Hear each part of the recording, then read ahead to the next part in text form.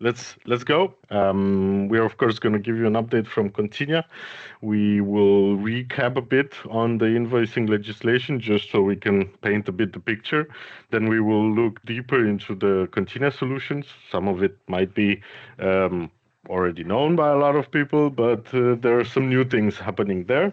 There, of course, since last time we spoke, there's now 44 business cases. We will look deeper, and I'll give you an update on that also.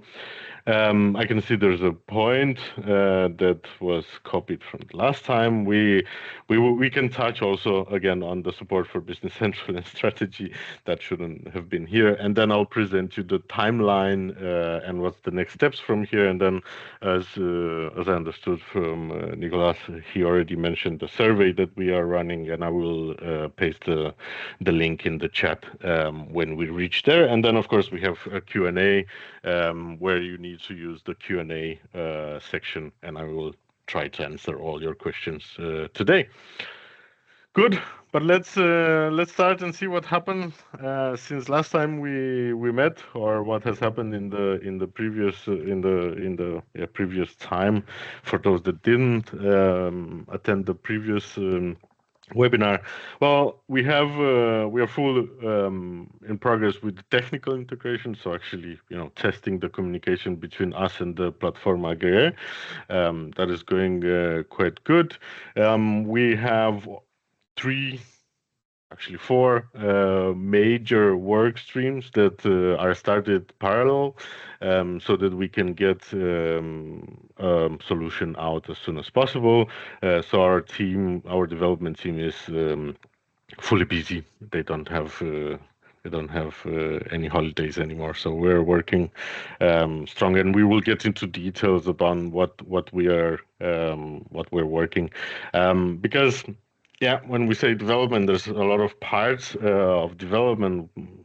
One is, development in BC, but for the invoicing mandate, we are also talking about these formats. So you've probably seen with the roadmap, there was a roadmap item for April 2026 that was mentioning that now we will support the cross-industry format in the preparation for the French legislation, and that is correct. So now the e-documents framework, I hope you all know it, now has the EN version of the cross-industry invoice. The reason why we started with that is that is the base of cross-industry invoice. But besides that, we, of course, as you will see in the presentation, there's more layers to the French legislation on top of formats. Then while we work on cross-industry invoice format, we also get the Factor X out of as a bonus, and then the UBL version, which is very similar to PEPL. So we have quite a lot of experience. All these formats are in progress, and when I say in progress, I will of course be more specific later on when we're actually talking a bit about formats. Where exactly are we with these formats? And then, of course, the last but not least, and probably most important for the French legislation, is something called CDR, which is the format that is used for the lifecycle updates that are mandatory in the French legislation. So the formats are very important because all the legislation is around this EN format and around these formats, and they tell you what to put where in the format. So it's very important for us to have that ready as soon as possible, and we have really good progress there. Then, well, since we can see that there's still new use cases added to the reform or to the documentation, and it seems like they're expected to be more that are added. So who knows? Maybe next month we will have 50 use cases. We started thinking, okay, everybody's asking here probably, okay, there are so many use cases. How can we support all of them? And you can imagine that if we would start to do specific code changes for every binary case, then that is not quite nice, because you will cause a lot of headaches down the road when these use cases are mixed, as we will also see. So what we did in the past time is that we've sit down, we've spent a lot of time understanding the different use cases, and then we came up with what we believe is going to be the solution, and it is what we call the use case framework for now. I don't know if the name will change, but it is a more framework approach, so that it's extensible, it's configurable, and it can be built for all the different verticals, and it can be used by you guys in your specific use cases. It can be used by us to give you out of the box support for some use cases. So this is the way we're going, and it actually, the more we spend time in it, the more we see more and more benefits, because it will also make it super easy for you and the customers to understand what is needed in the different cases of the French invoicing reform. And then, of course, we've been in loop with some of you guys out there, and we hope to see more of you joining this journey, because it's a beautiful journey, and we need each other, because you have a lot of knowledge that we need, and you, of course, on the other side, need the tools that we are building and the solution that we're building. So we need to be together in this, and I hope you will really give it a go for the survey that we have, and please ask all the questions that you have. I'm here to answer all of them. Good. So let's try and recap a bit. It's kind of the same slides as last time, but I think it's very important to realize that, or to emphasize that, this is not just mandatory invoicing, but also e-reporting. Because sometimes we believe, okay, well, the platform agree will do everything for us, right? For both you and Continia, right? But it's not that correct to see, and we will get more into details as we go. But of course, the reporting is still part of the responsibility of the PA. So the PA is the only body that can send data to the PPF, to the tax authorities. We have these formats I've been talking about that we can use in the different flavors that we're going to see. We have this 5-corner model that we will also see how we integrate with CDN. This is just a recap, so we paint the picture. And then we have this mandatory invoicing for domestic B2B, but also mandatory e-reporting for all transactions. And that is what some of the new use cases brought to light, that is not enough to say, well, cross-border transaction, we don't care about that. Well, you actually need to report on those transactions. And of course, we have the B2C, which we also need to report on. Good. So the legislation says that all companies must receive in September 2026, and then large and mid-size should also send in September 2026, but not the small ones. Everybody, or all the companies, must be able to send and receive in September 2027.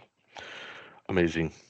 So the animation is, so when we're talking about the French mandates, there are a lot of information. I think there's 3 different documents, really nice documents made by AFNOR, which I love, and now they're actually in English, so it's a amazing job what they did there.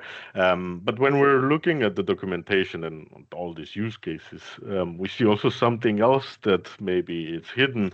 I want to bring it to light so you can hopefully understand more if you don't already know this, and that's also very fine. And please correct me if I have anything wrong here. We're here to learn from each other. But we have these different flows or fluxes. Flows or fluxes, depending on how Google translated in the beginning and then how the translation ended up. But flux 1 or flow 1 is actually the flow that is on the PA, on the platform aggregator, and that is what sends the when we send an invoice to our buyer, then the PA has the responsibility of sending a summary of this invoice to the PPF, to the tax authority. So that is one of the flows that, for example, in our case, as we'll see, this just happens without us having to think about it.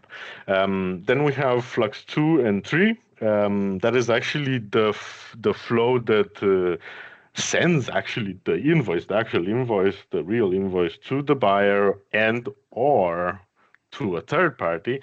And this is mandatory for all the domestic B2B invoices. It is not, though, mandatory, as we will see, for B2C invoices or cross-border invoices. So it's very important to mention. Then we have Flux 6, and this has everything to do with these lifecycle updates that we've been talking about recently. And there are some of them that must be sent to PPF, and some of them that are not supposed to be sent to PPF. Those that are to be reported, let's call them like that, they're the submitted one, the rejected, the refused, and then the payment received. So if you imagine that the whole mandate is about VAT, then of course this status of the invoice is what's very important for the tax authorities. But other statuses like, I don't know, accepted and I paid now and any other statuses are not to be transmitted to PPF, so they just fly through the network between the buyer and supplier. Again, this is something that the PA has as a responsibility. So from our point of view, we just need to send this invoice response to the PA, and the PA will automatically think, okay, I need to send this to the PPF and of course to the buyer. This I don't need to send it to the PPF and to the buyer. Very good. Now there's more. Flux 8 is the one that talks about this cross-border or with the French VAT registered entities. I know there are some places that are due to VAT, to French VAT, but mostly this is about what happens, when it's not a domestic B2B, and then we have the Flux 9, which is the B2C transaction. Again, these are just definitions. Then we go to the Flux 10.1, and that is the e-reporting message for this international B2B sales. So as I mentioned, there is still reporting to be done for the cross-border sales. And then we have the reporting for the B2C, and then we have the reporting of the payment receipt data. So these are reportings that are very important to keep in mind. Very good. Let's see. So I talked a lot about formats, and I'll just take a sip of water here. So whether I took Factor X away a bit from this just to make it a bit simpler, because again, as I said, Factor X has inside a cross-industry invoice, and that's what we see here on the base level. And so both CII and UBL, they're basically technical syntaxes. They've been invented to support anybody in this journey. Then the European Union created this EN 16931, and that basically defines what an invoice should contain to be exchanged in Europe. So it defines, business terms and rules and what exactly. This will be very interesting to follow also in the next period to come, because this EN standard is actually refreshed as we speak. So we're getting a new EN standard. So that's very important to keep an eye on. Good. Then on top of this, so we're having different layers that build this format. So we have the technical syntax, then we have the European semantics, then we have the French national rules. So these are specifics to the French market. So there's a bunch of different ways to how you identify a French company. So they're adding rules about this. They're removing some extra information that maybe in the technical syntax they were mandatory, and then for French they're not applicable.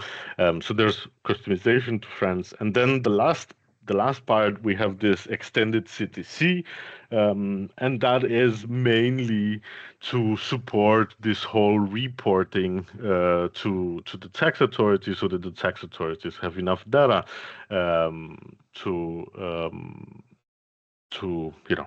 do reporting. So there's things like extra third-party informations and everything that they will allow the tax authority to follow the money stream. As you can see on this image, I have some little check marks on the different layers. So this is actually, as I promised before, this is actually our progress at the moment. We have both the CII and UBL technical syntax. That was quite easy. Then we now out of the box, or at least in our test configurations, we are having this EN 16. This was also what I mentioned that was written in the roadmap items. So this EN semantic level on top of cross-industry invoice is already there. Then we've already applied the French specifics, and now when we are starting to look into the use cases and the whole reporting thing, we are building slow and steady the extended CTC part, so adding those extra fields step by step. So yeah, these are the formats, and yeah, it's gonna be quite fun. But we were lucky that we have that we had already experience with the cross-industry invoice and the PEPL, so we we managed to do quite a lot of progress in the past period. Good. So now let's look at how Continia documents will solve this problem of all these different formats and different layers and PAs and networks. So for those that you don't know, what Continia Documents is of course a flexible framework that solves the electronic document problem. Is designed to handle more complex scenarios. So it's not just receive an invoice, send an invoice. It's designed to have this connection between the different document types. So it knows that, okay, this life cycle update or this invoice response is related to this invoice. And of course, when something that is not here, but we are the framework is meant to go beyond the e-billing. The invoicing part is meant to basically transform all the document types into electronic documents. So today in PEPL, for example, we fully support the whole ordering flow. So you can also send and receive orders.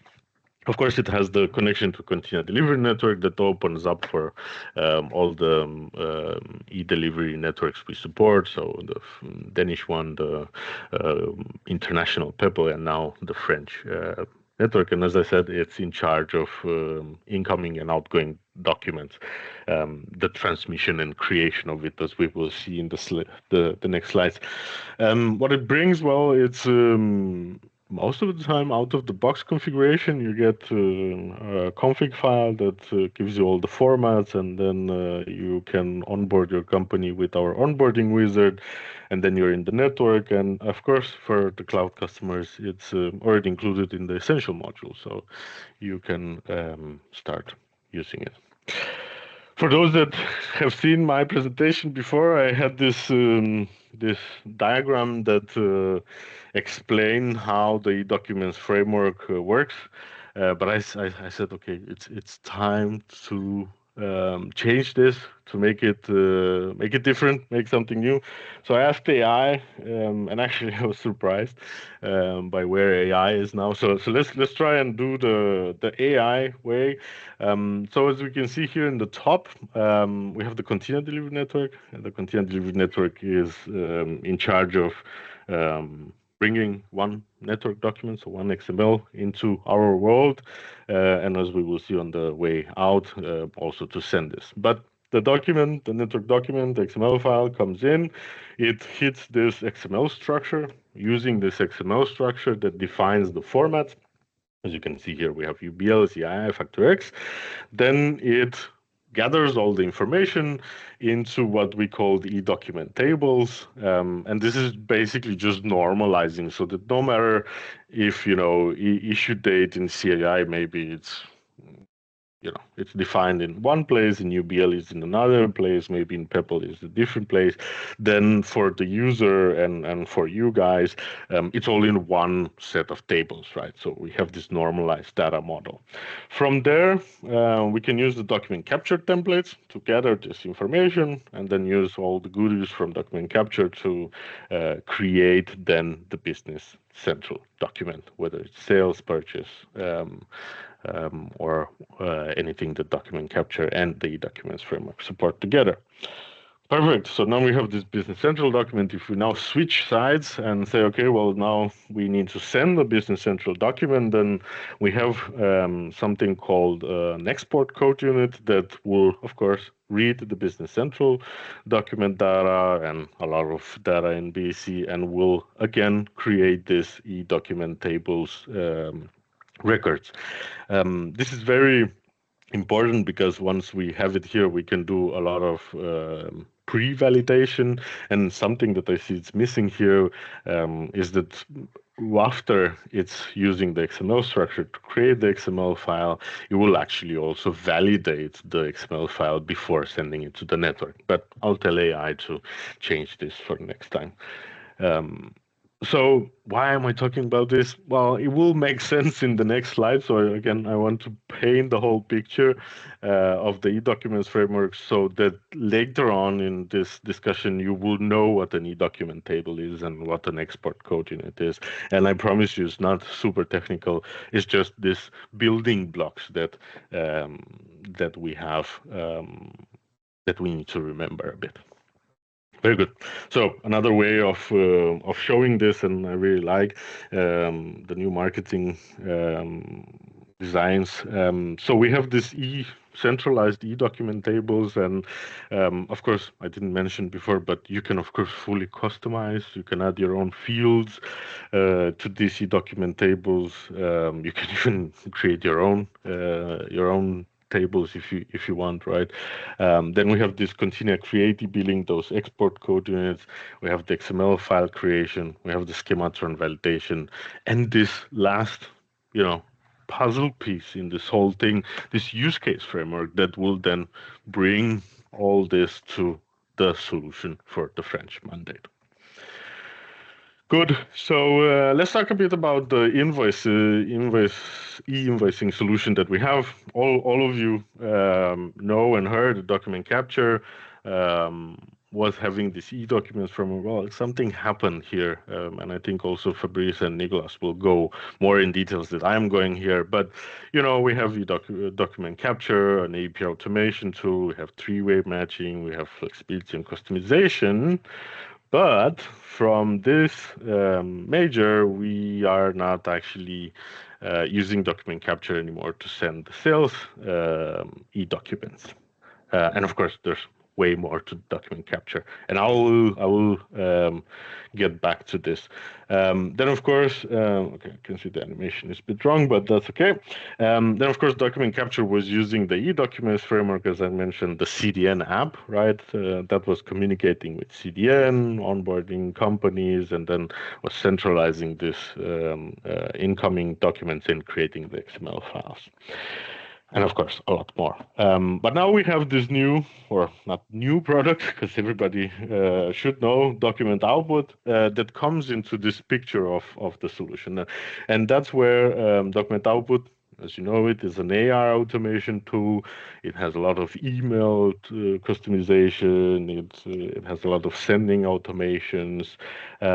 But now it uses e-documents framework. So before, for those that know document output had also used something from the CDN app.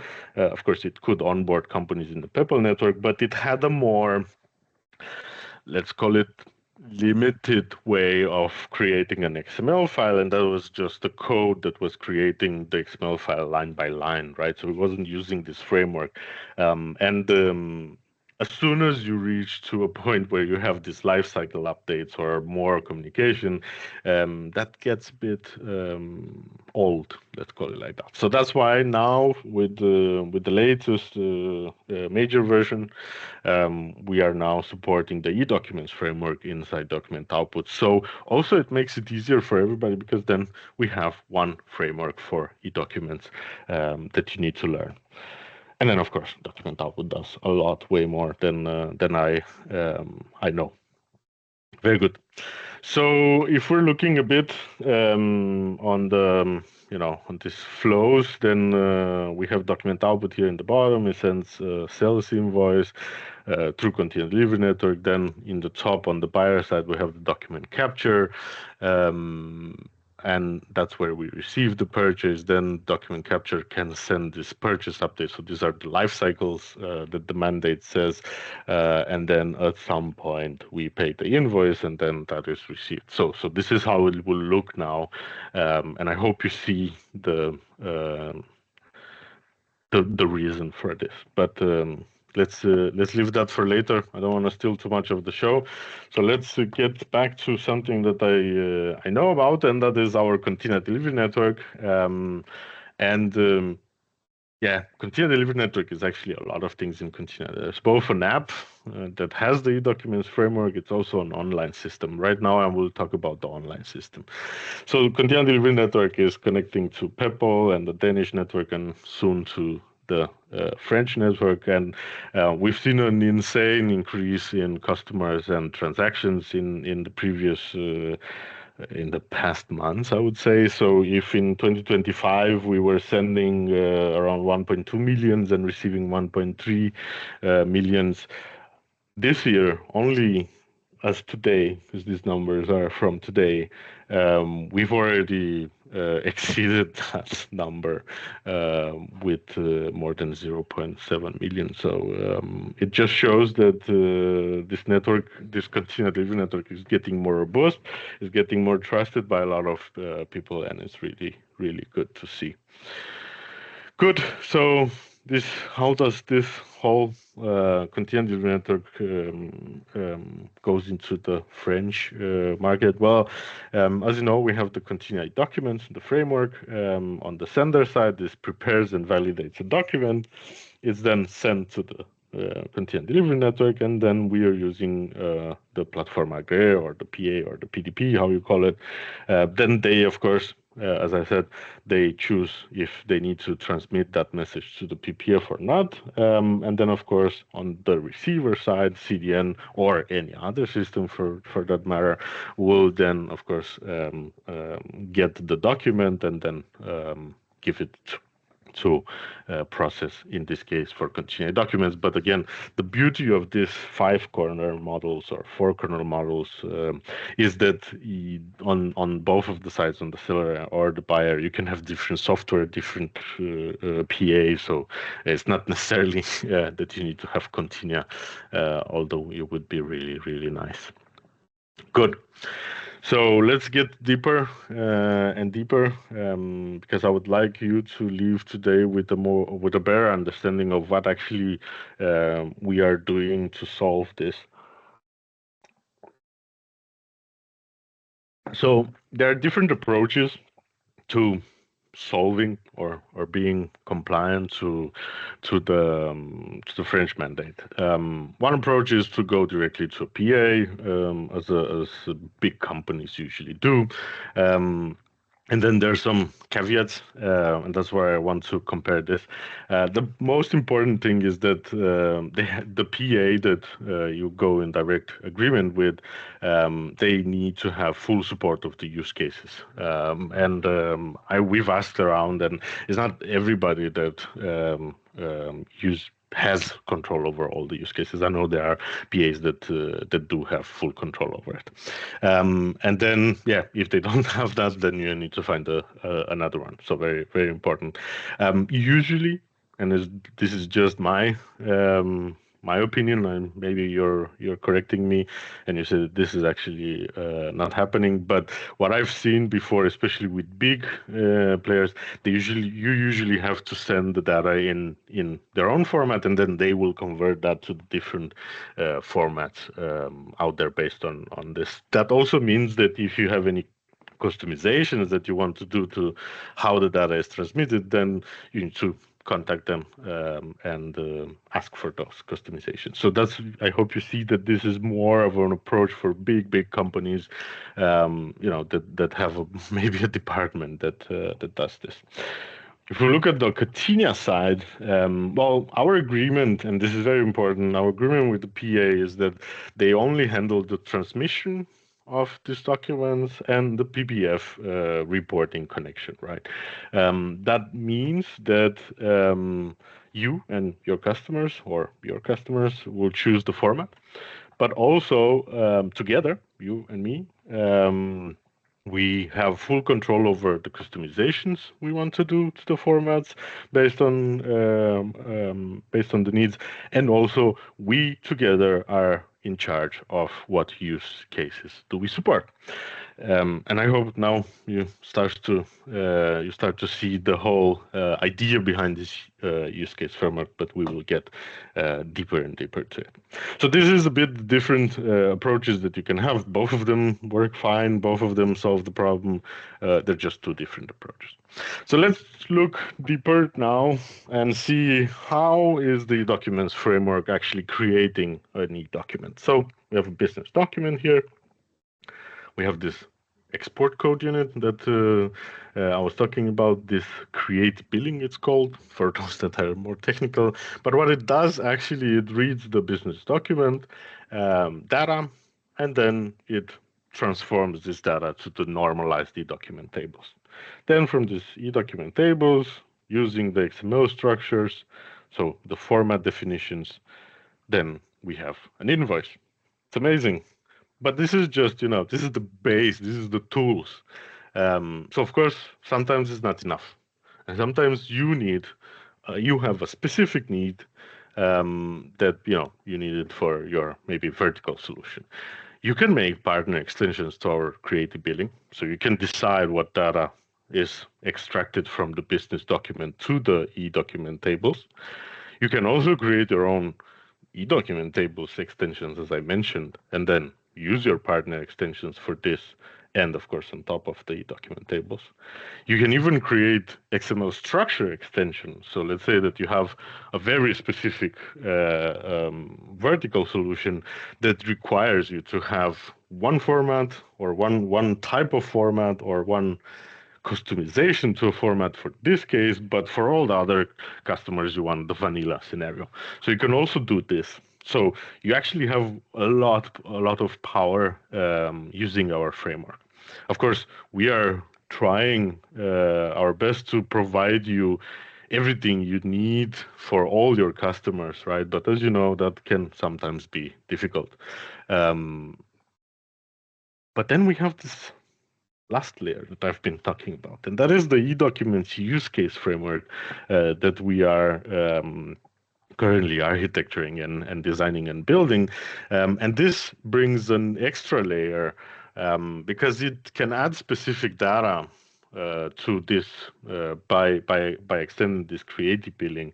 You will validate mandatory data that is already exported into e-document tables. So we ensure that we do fulfill the data needed for the use case. And it uses, of course, information from the XML structures. And the reason why I say that is that if you've read the use cases, the whole, I don't know how many pages there are, You've probably seen a lot of BT-123 must be filled in, and you need to be specifying this, the invoice date in BT22 version. Well, that is quite, difficult for a human being to remember all the BT numbers. And actually, that's what we have in the XML structures. We actually have the format where that BT or the business value is stored in which e-document tables. And of course, in this creative billing, we know what data is being exported in that. So of course, being a framework, and I couldn't draw it here because it would get quite crazy. You as a partner can also customize the use case framework to your needs. So you can add specific data to it. You can, put extra mandatory data, or even, create configuration packages for this use case as we see it now. But we will get more and more. I just want to paint you the picture so that you see that you have a lot of tools. And again, just like with the e-documents framework, we are striving to provide out of the box in the use case framework as many use cases as we can possibly do. Good. So that was the creation of the e-document. Then we have the handling of the e-document, and that is when we receive this document. So here we have an invoice, an XML file.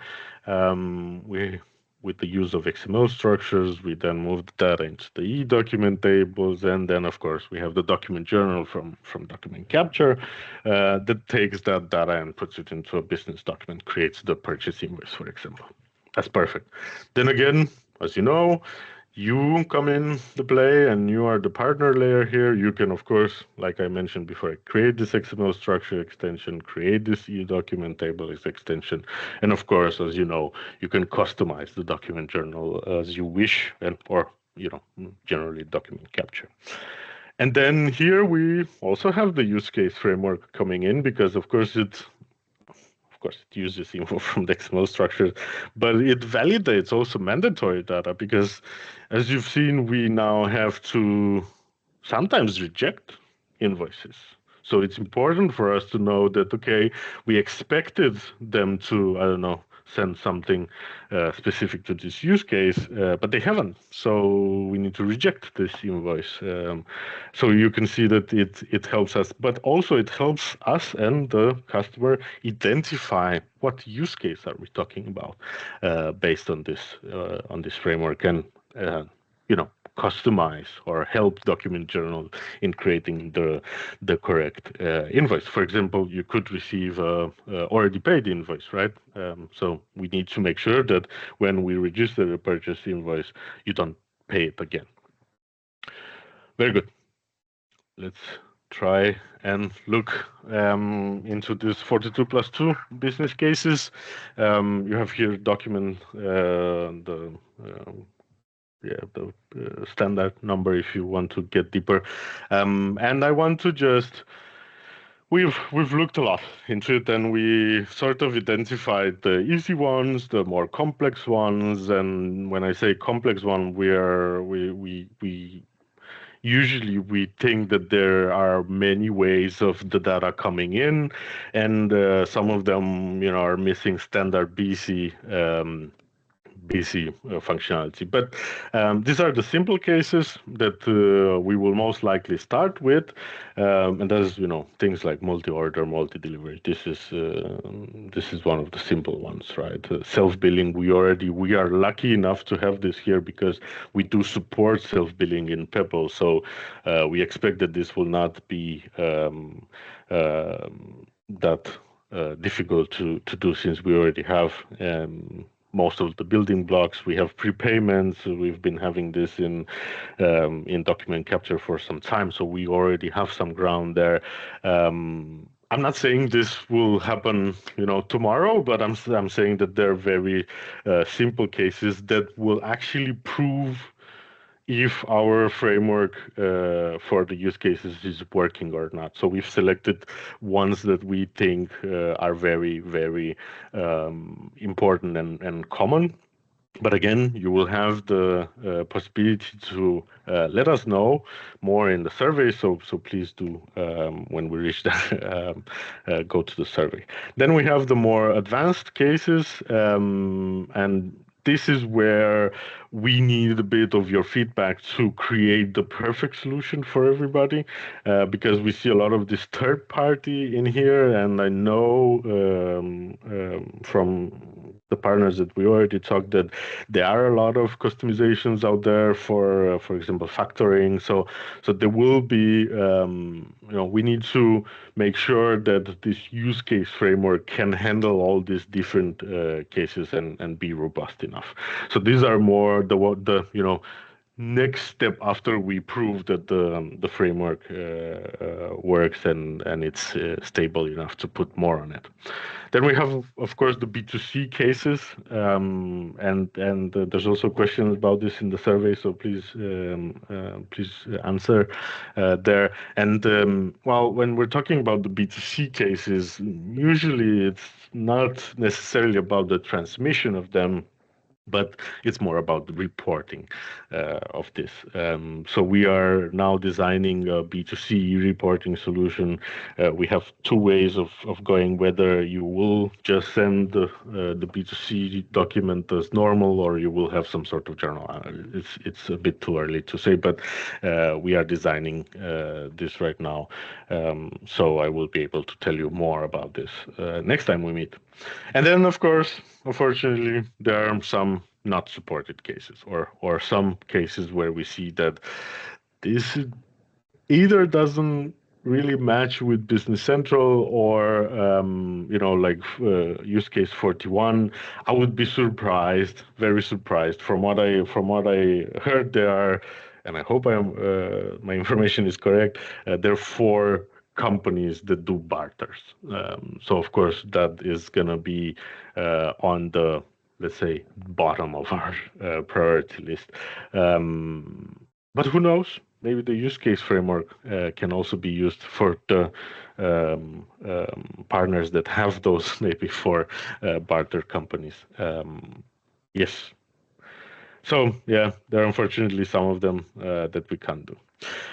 I really made this big because, as I mentioned, we have a lot of things in the works, and we get more and more clarity, and all our ideas and designs and architectures are proving us that we are going into the right direction. So even though maybe today you are a bit disappointed that I cannot tell you exactly what use cases we will support when, I did said that if we see how this use case framework works, and we will see this during the next days, I'm confident enough to make this statement and say that on the next webinar, on the May 4th, I will announce the roadmap, and it will make it more clear on which use cases we are supporting when, and let's look into more slides.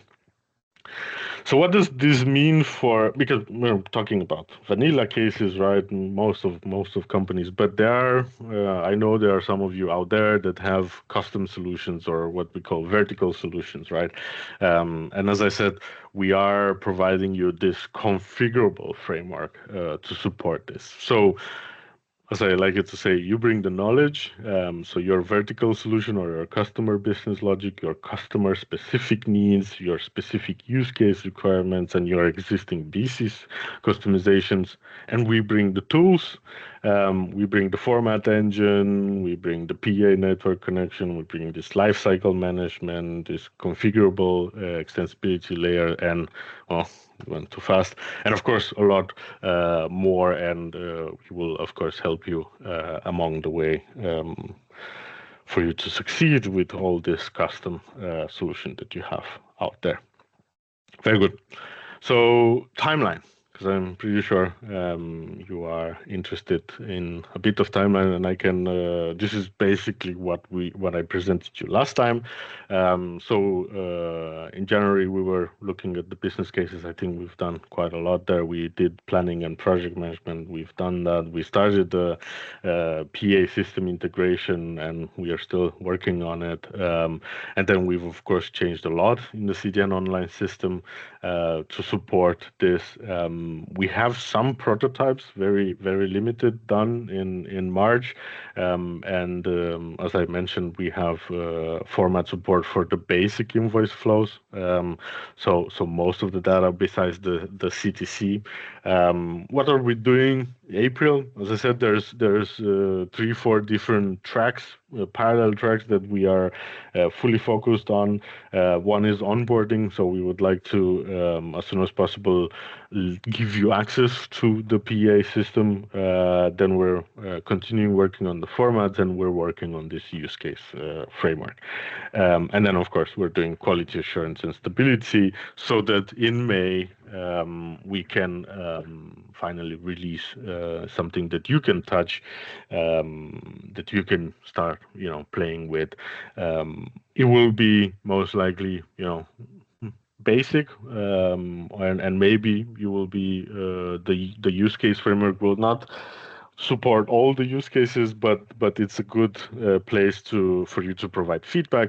And as I mentioned also last time, in the months to follow, we will simply just listen to you and make more quality assurance and stability, so that we are all ready for September. And then, of course, October is the release of major version, but yeah, that doesn't quite matter anymore in our case, because we will be releasing service packs that will be, for example, June, July, August. They will be ready for the September. So when the major version comes, would most likely have just some increase of version number, but that is to keep the same process as we have in Continia. So as I teased a couple of times in this, I will put now also the link. Let me just see. I have it here. I will put it in the chat so everybody can that are on the computer can easily access it. I expect that it only takes a few minutes, and you have the option of being contacted if you want to share more knowledge, or if you want to tell us that we're completely wrong, then please do that. One thing that I have to mention, and I'll just bring this screen. So once you get to the link, I didn't manage to do the form defaulted in French, because I started in English, but you can choose France here as a language, so you don't have to learn or misunderstand the questions in English. And then here you can say if you want to be contacted or not. I think that was the last slide. It is, and now we have, according to our schedule, 10 minutes of Q&A. Yeah, thanks a lot, Christian. We had one question coming in the Q&A. I don't know if you've seen it already. It's a question I'm opening now. From Niels. Does the EMR still go through CDC or through CDN? I'm not sure what IMR I think means. it's incoming mail recognition about the mail flow, but that's still, I think, normally in the CDC. Yeah, anything that has to do with OCR, emails. maybe. Yeah. That is still document capture, right? I mean, CDN is only something to do with the e-documents. Does not do anything with emails. There's also another question from Nathan about the different company with different companies. It's possible to have different network connection, one for France, one for Spain, and one for Belgium, for example. Yes. But today is possible, so normally I think for the 28th it's not a problem. Okay. Yes.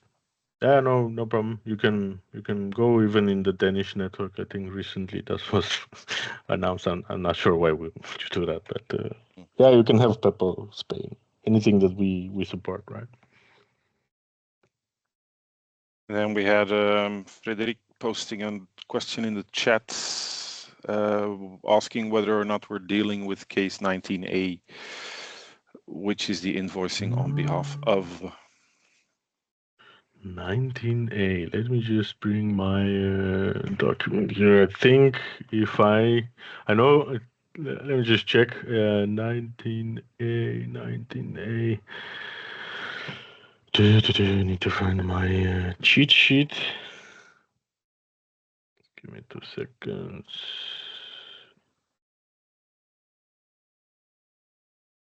For some reason, I can't find my normal Teams. 2 seconds. There it is. I just need to make sure that I remember correctly what 19A is.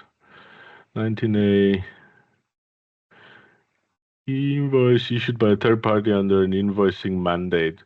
I think that was part of the more complex cases where we are not sure. Let me see. Actually, don't see it at all on the list. I will have to double check that. But I don't see it on the simple ones.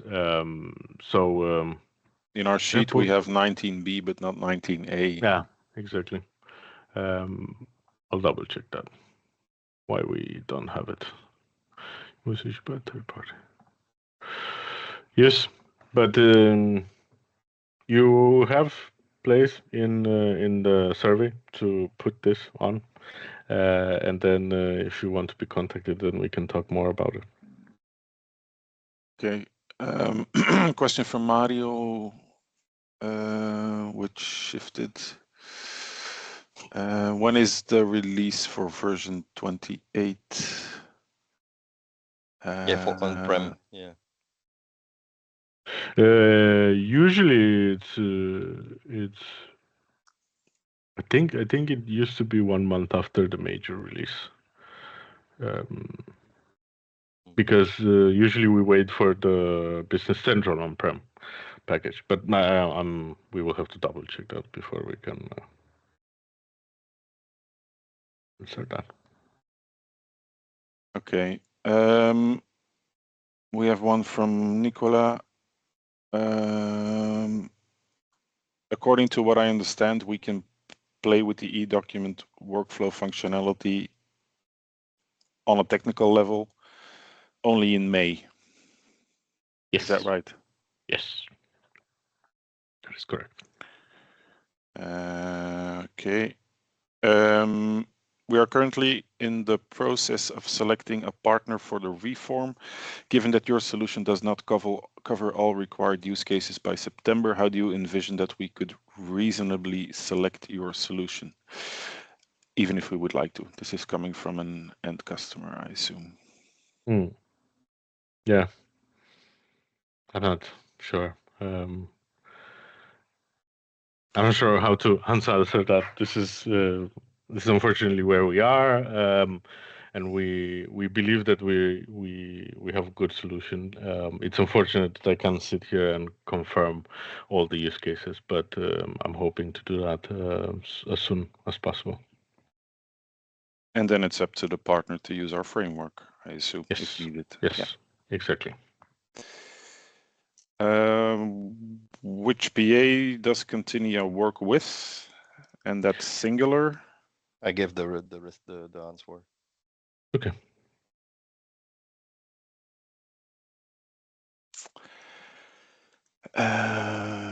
For the BC go lives planned in the end of the year, we're going to implement temporary companies from September to handle e-invoicing.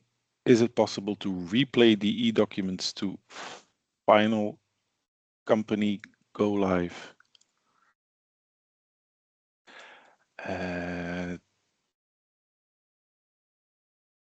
Not sure I understand, Stephanie.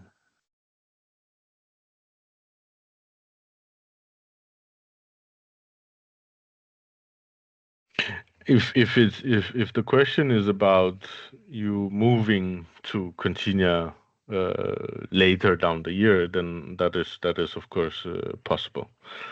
So there shouldn't be any problem in moving later on using Continia if you have implemented a temporary solution right now. Okay. From Clément, nous disposons déjà d'une liste 4 traités que vous nous avez communiqué. So they have a use case list that has been communicated earlier.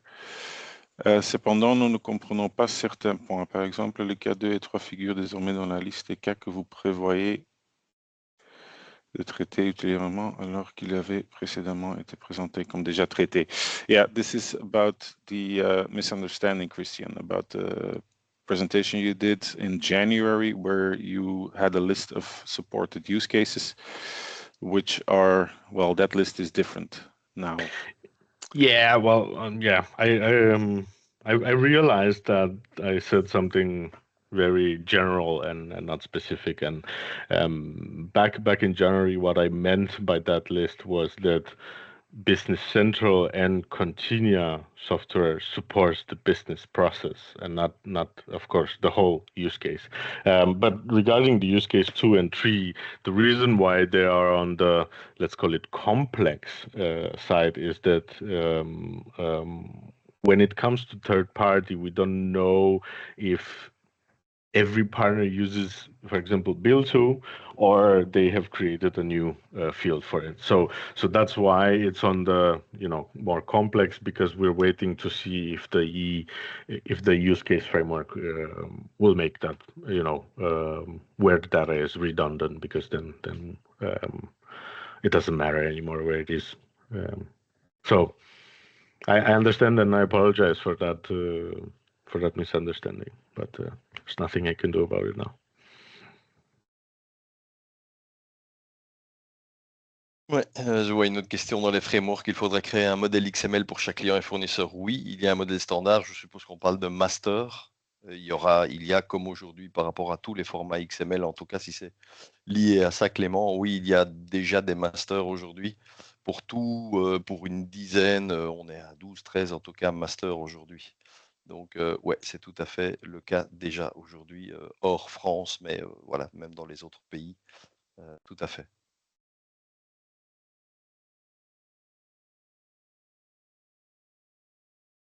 Il y a une autre question de Clément, Fabrice, la dernière ou l'avant-dernière? La mise à jour de la version finale est planifiée en octobre. Toutefois, la date officielle annoncée est le 1er septembre, ce qui soulève une part d'incompréhension de notre part. Yeah, it's the question about the release that coming in October. And yeah, normally the go live for the e-invoicing in France come on the 1st September. It's maybe too late, or there is a question about the timing of this version or release on October. As I mentioned when I showed the timeline, I wanted to make this clear, so I will try and say it one more time. The October major release does not affect anything, because we will be releasing constantly from May to September everything that we can develop for this. So most likely you will already by May, June, you will have something to play with in a test environment, right? And then from that moment on, based on your feedback, we're getting more and more ready for the 1st of September. Okay. Can you translate that, Fabrice? Yeah. Oui, pour que ce soit très clair pour tout le monde, en effet, on l'a vu sur les slides de Christiane, en effet, là, c'est la version, la nouvelle version, la nouvelle release, comme on va vous montrer aujourd'hui. La nouvelle release qui est sortie, c'est la nouvelle release qui va sortir en octobre pour tout Continia. Donc, ce sera la dernière version. Mais en effet, on va proposer des services packs au fur et à mesure de l'avancement. Et donc, Christiane parlait déjà ici du mois de mai ou du mois de juin pour pouvoir mettre à disposition des services packs afin de pouvoir répondre à la version française et à tout ce qui va être lié aux plateformes agréées. Donc, il y aura des services packs avant la release principale d'octobre qui sera pour tout Continia dans le monde. And another question from Philippe is, are we going to be automating sending of statuses, responses? Est-ce que le traitement des statuts des documents sera automatisé? Notamment le paiement, so mainly about payments status.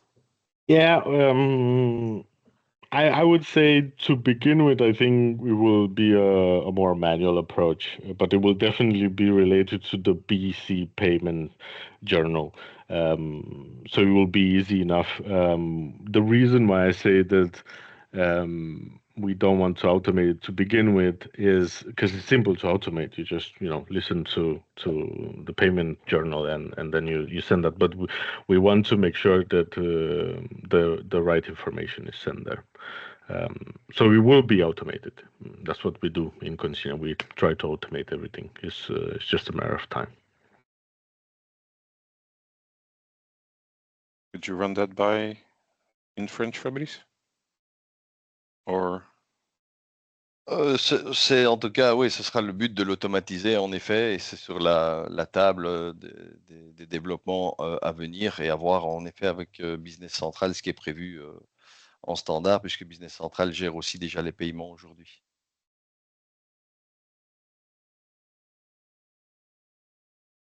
The question for Stephanie. Every company that will be implemented sometime in this can have one single purpose, be connected to the connection. I think to answer Stephanie, I think if you have the documents saved anywhere in Business Central, it shouldn't be a problem to move those or recreate them. So I don't think you should be afraid of, but I think we need to get more into details about your exact implementation for me to give you a specific answer.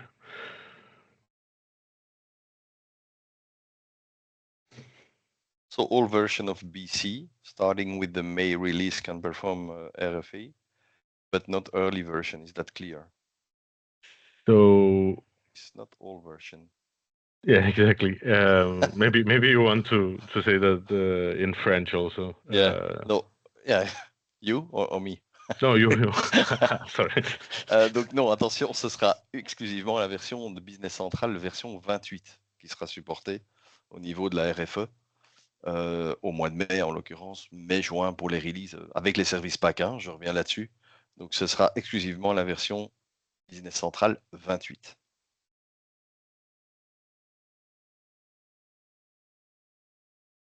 Next one for Frederick.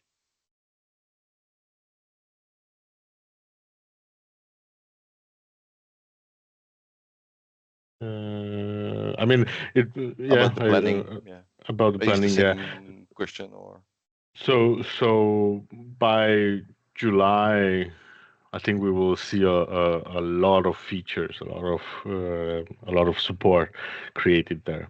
But as I mentioned, there will be constant releases. First will be the access to the test environments, right, where you can play around and find the weaknesses or the need for customization, and then we will release more often. From our demo portal, from our partner zone, or even in their sandbox, even in the sandbox environment. Okay. Tout sera prêt pour la France, une question de Samuel pour les différents services PAC. Oui, c'est ça, exactement. Donc à partir de mai, du mois de mai, on devrait être susceptible de déjà pouvoir proposer des services PAC pour améliorer, donc pour prendre en compte les considérations sur la version 28. Ouais, tout à fait. La future version en tout cas. I have another question in the Q&A from Victor. Is there a way to have an access to a standalone portal for customers that are not ready on Business Central deployment on September 1st? No. OK. Si certains cas d'usage demandés par le client ne sont if use cases are not handled by Continia or by Business Central, how do we proceed? From Khaled. Then you will customize whether our use case framework or directly our e-documents framework, and you will be able to achieve that use case. Ouais. Donc, il faut développer les cas d'usage avec notre framework e-documents. D'accord. Je me permets pour quelles sont les échéances de livraison pour les clients on-prem et les anciennes versions de Nav, et je reboucle avec la question qui suit de Christophe. Donc il n'y a pas de, comment dire, de support prévu pour les anciennes versions, ni de Nav ni de BC, exclusivement du BC 28 on-prem et cloud. Donc il n'est pas prévu, donc c'est pas un report, pour répondre à la question de Christophe, c'est pas un report à plus tard, c'est pas prévu aujourd'hui dans la roadmap d'être conforme aux anciennes versions BC ou NAV.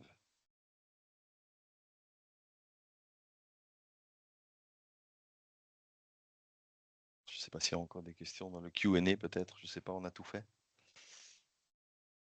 Ouais. Oui, la question de Julie peut-être. Ouais. About support for e-reporting for the B2C transactions. We covered that.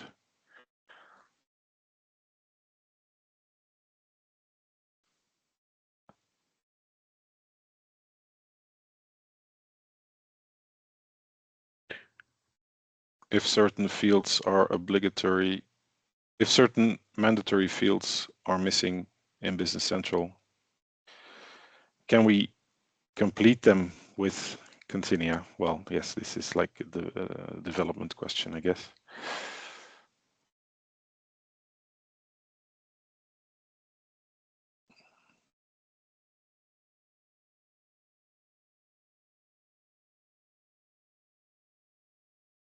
There's a lot of questions.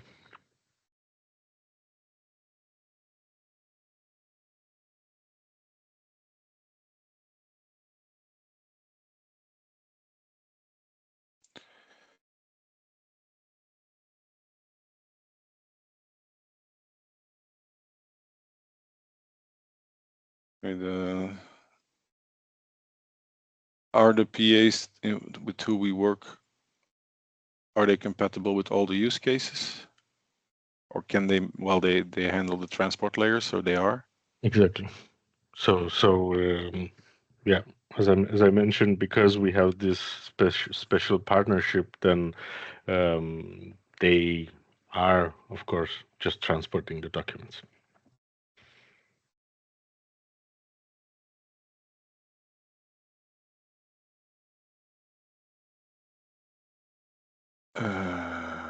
When we have the opportunity to test the last version 28 on the demo portal, question for Frederick.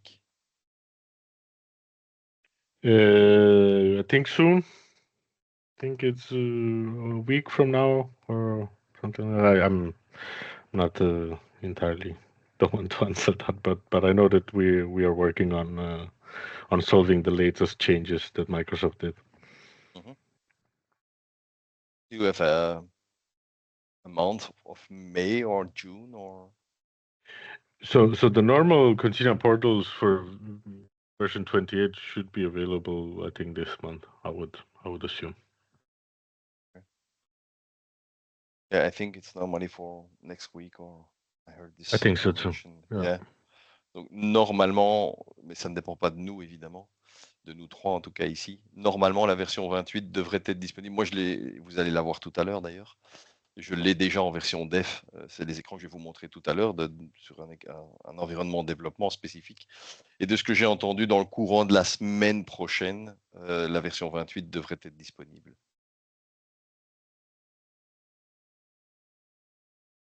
We have another one from Mario. We've rolled out BC 25.3 on-prem, including document capture. Are we able to process e-documents without issues in France with the BC 25 on-prem? Not with BC 25, no. No.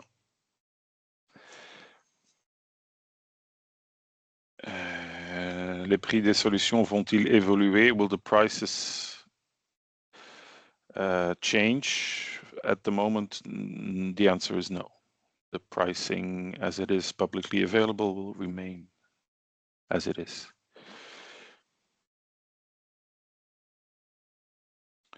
How will e-reporting be invoiced?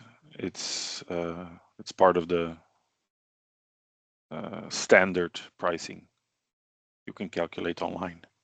There's not a separate fee for the e-reporting part for the moment. And I don't think this will change.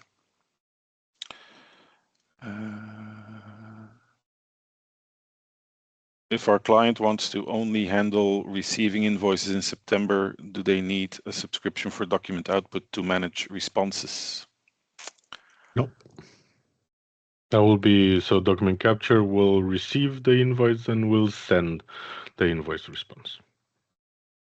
Document From output e-document. will, yeah, exactly. Document output will send the sales invoice and will receive the invoice response. Donc non, ce ne sera pas nécessaire en effet d'activer Document Output pour la gestion des statuts, puisque c'est e-document qui va faire le lien entre les deux pour les messages notamment et les réponses. Donc non, ça ne sera pas obligatoire.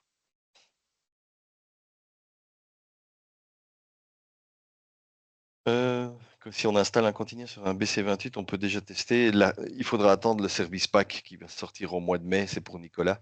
Il faudra attendre le service pack du mois de mai-juin pour pouvoir avoir les fonctionnalités France, entre guillemets, donc les PA, plateforme agréée, en effet. La version 28 qui va sortir d'ici la semaine prochaine, normalement, on n'inclut pas encore ça, évidemment, c'est la version grand public.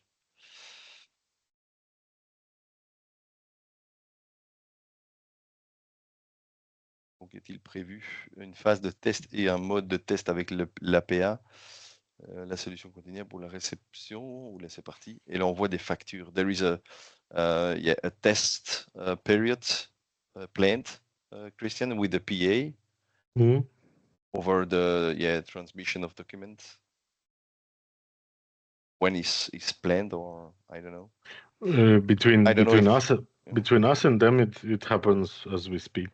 Okay. This is what we're testing, and then we hope that in May we can also give this possibility to everybody else in here. Okay, also for the partners. Okay. Donc oui, pour répondre à la question de Michel, oui, il y a déjà des tests qui ont été effectués, qui sont en cours jusqu'au mois de mai, et donc on espère aussi que dans le courant du mois de mai, en tous les cas, ce sera aussi possible pour vous, partenaires, de tester l'envoi et la réception via les PA dans un mode test probablement. La fiabilité des OCR est-il améliorée? Ouais, en tout cas, en plus de l'OCR aujourd'hui, qui a déjà fait ses preuves, en effet, avec des systèmes qui ont un peu évolué, bien sûr. On a surtout l'IA. Alors, c'est peut-être pas forcément lié à la facture électronique, mais en tout cas, on a l'intelligence artificielle qui intervient aujourd'hui dans le traitement OCR. On a aujourd'hui un chiffre qui vaut ce qu'il vaut, mais on est quand même présent en Continia dans 45 pays. On a fait une moyenne par rapport à tous les pays où on est présent. On estime qu'une facture qui rentre pour la première fois dans Document Capture est reconnue à peu près à 90%. C'est-à-dire que sur 10 champs, en moyenne, 9 sont reconnus directement lorsque la facture rentre pour la première fois. Voilà les chiffres un peu officiels, intéressants aussi à savoir.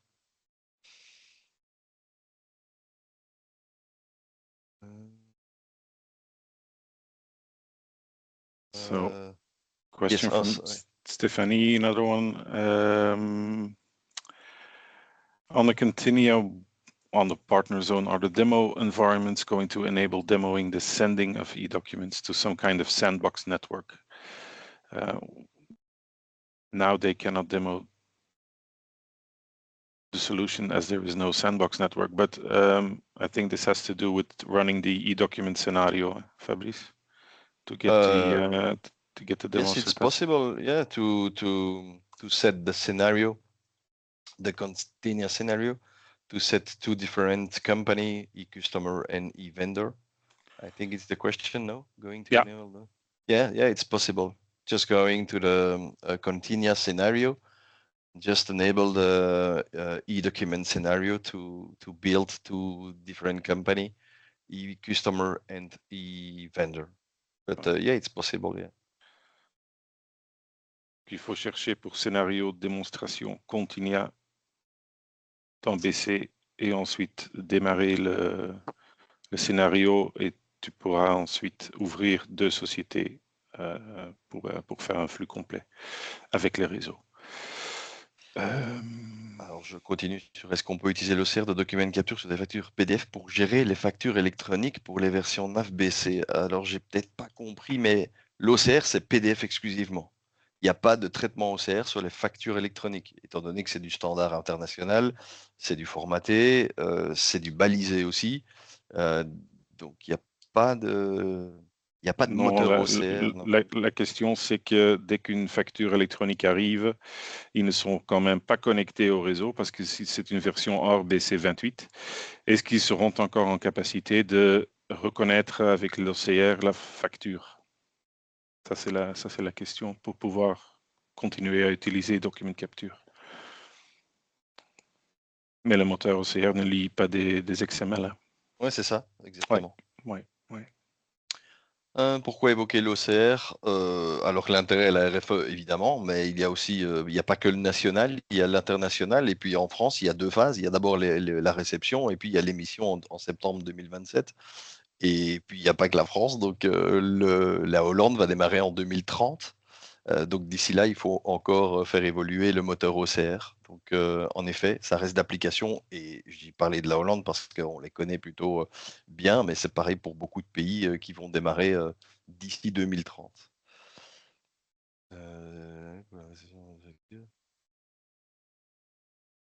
Alors pour les clients, je regarde ici, phase de test donc pour mi-mai.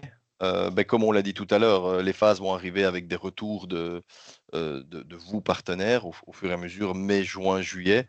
Et normalement, la version finale, on devrait l'avoir comme on l'a vu sur le slide de Christiane, normalement plutôt au mois d'août, voire juillet. Mais on attend d'avoir toutes ces versions, évidemment, et le retour pour pouvoir faire quelque chose de prêt pour les clients. Do we have, Christian, a date today for the end, for the final release for customer, the public release? Normally, that would be on July or August, or Depends on what you understand by release, right? Yeah, that was also my answer. Depend of the feedback. Yeah, exactly. What I think we should think of is that we will release a lot more often anything that you tell us that you really need. So it's that's what I think is the best.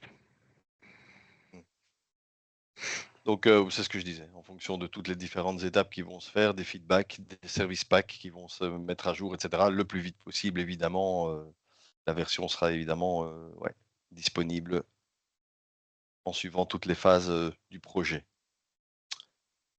Je lis ici la suite. Encore une question de Nicolas, je crois, Fabrice. Accès se rénove aujourd'hui avec un projet de migration, sachant qu'il baissait en 27. OK. Ils auraient juste recevoir aujourd'hui, peut utiliser, continuer à avoir un accès. Non, ça doit être 28, sachant qu'il doit juste recevoir aujourd'hui. Et avoir un accès sur le portail PA pour l'envoyer dans Doc Capture sur son NAF. En BC 2027. Ah, ok. I don't know if it's possible, Christian, to just make a connection manually to the PA. And then, I don't know, download the XML files and import it to document capture manually.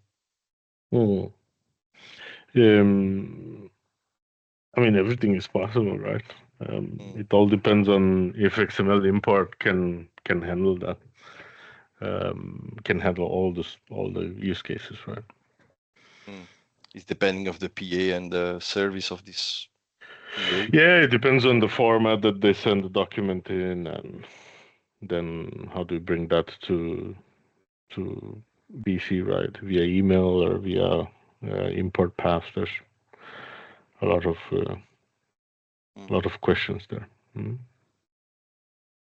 It's not clear today with the PA if it's possible to have an access to the a portal or on this PA. For our solution, we are not offering a portal of the PA. Yeah, and I think it's not possible for customer to make a connection to the PA directly on the specific portal if we work with the PA. They can. So let's take, right. We work with two service providers. They can go and contact the service. These two, B2B Router and Digitech. They can go and contact, and they will get the different, solution if they contact them separately. Yeah, externally. Yeah, exactly. And then they get the portal. But then the incoming invoices must be done manually, as they will not flow through our system.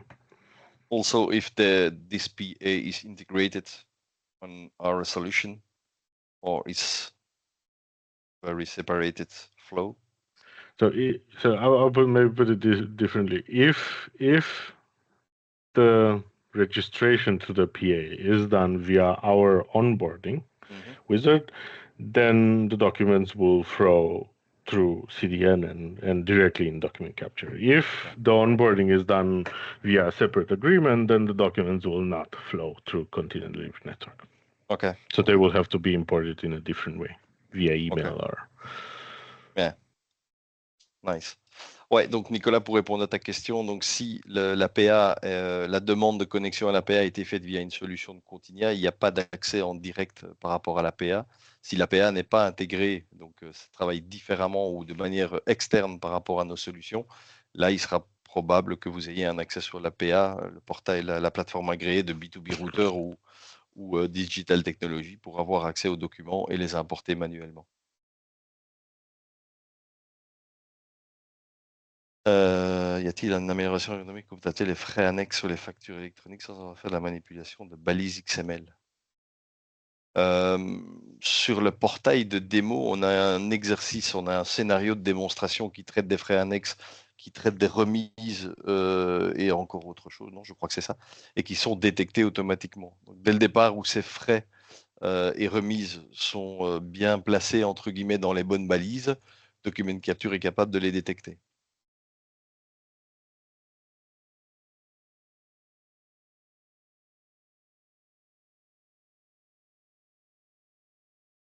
Okay.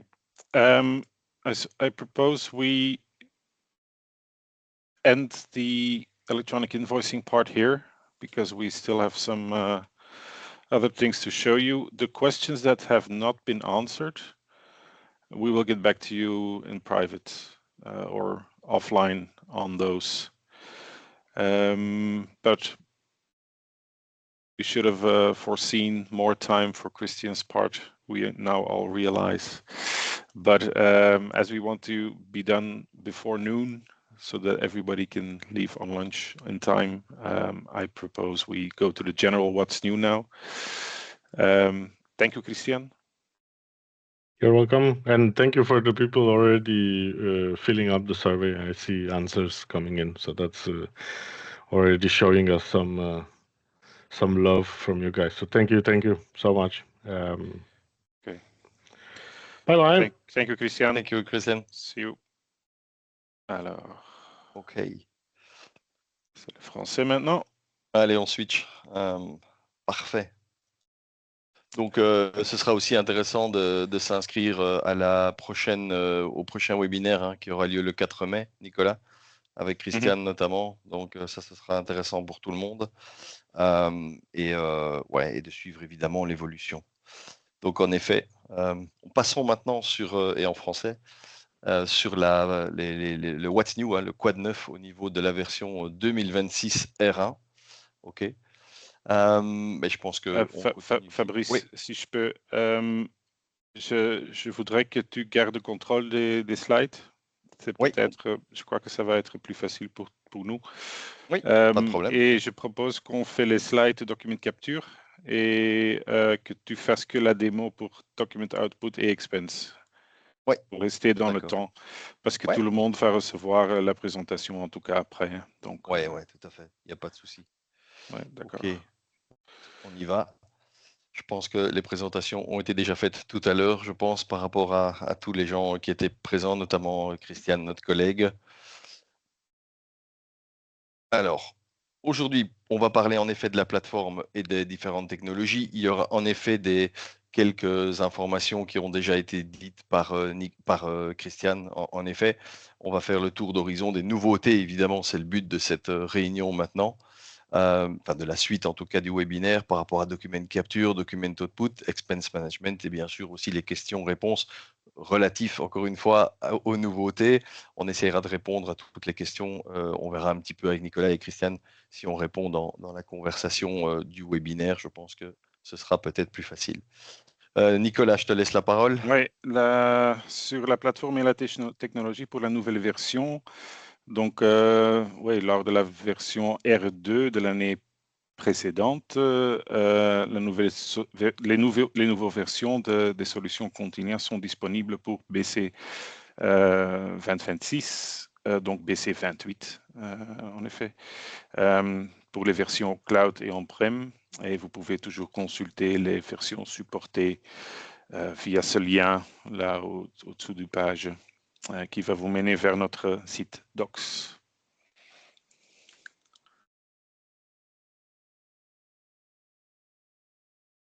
D'accord. En général, une amélioration au niveau du stockage Blob Azure. Le stockage Blob Azure prend en charge des méthodes d'authentification suivantes maintenant. C'est le clé partagée, la signature d'accès partagée et l'identification Microsoft Entra. Les types d'authentification n'apparaissent lors du changement du type de stockage dans la solution. Et vous pouvez aussi configurer des URL personnalisées pour vous connecter au stockage Blob Azure via des endpoints privés. Donc ça va vous donner une méthode de sécurité selon vos besoins. Ensuite, oui, c'est à toi, Fabrice. Ouais, quelques points forts concernant. Alors là, pareil, Nicolas vient de parler d'un lien vers nos pages Docs, qui est quand même entre guillemets la Bible Continia, évidemment. N'hésitez pas à aller voir aussi les dernières améliorations, nouveautés dans les fameux release plans. Au niveau, j'ai repris les points forts parce que c'est pour cette raison que j'évoque évidemment les Continia Docs. Pas mal de choses ici au niveau des points forts. Donc, on a une exportation améliorée au niveau des pièces jointes. Je vais vous montrer quelques prints écrans.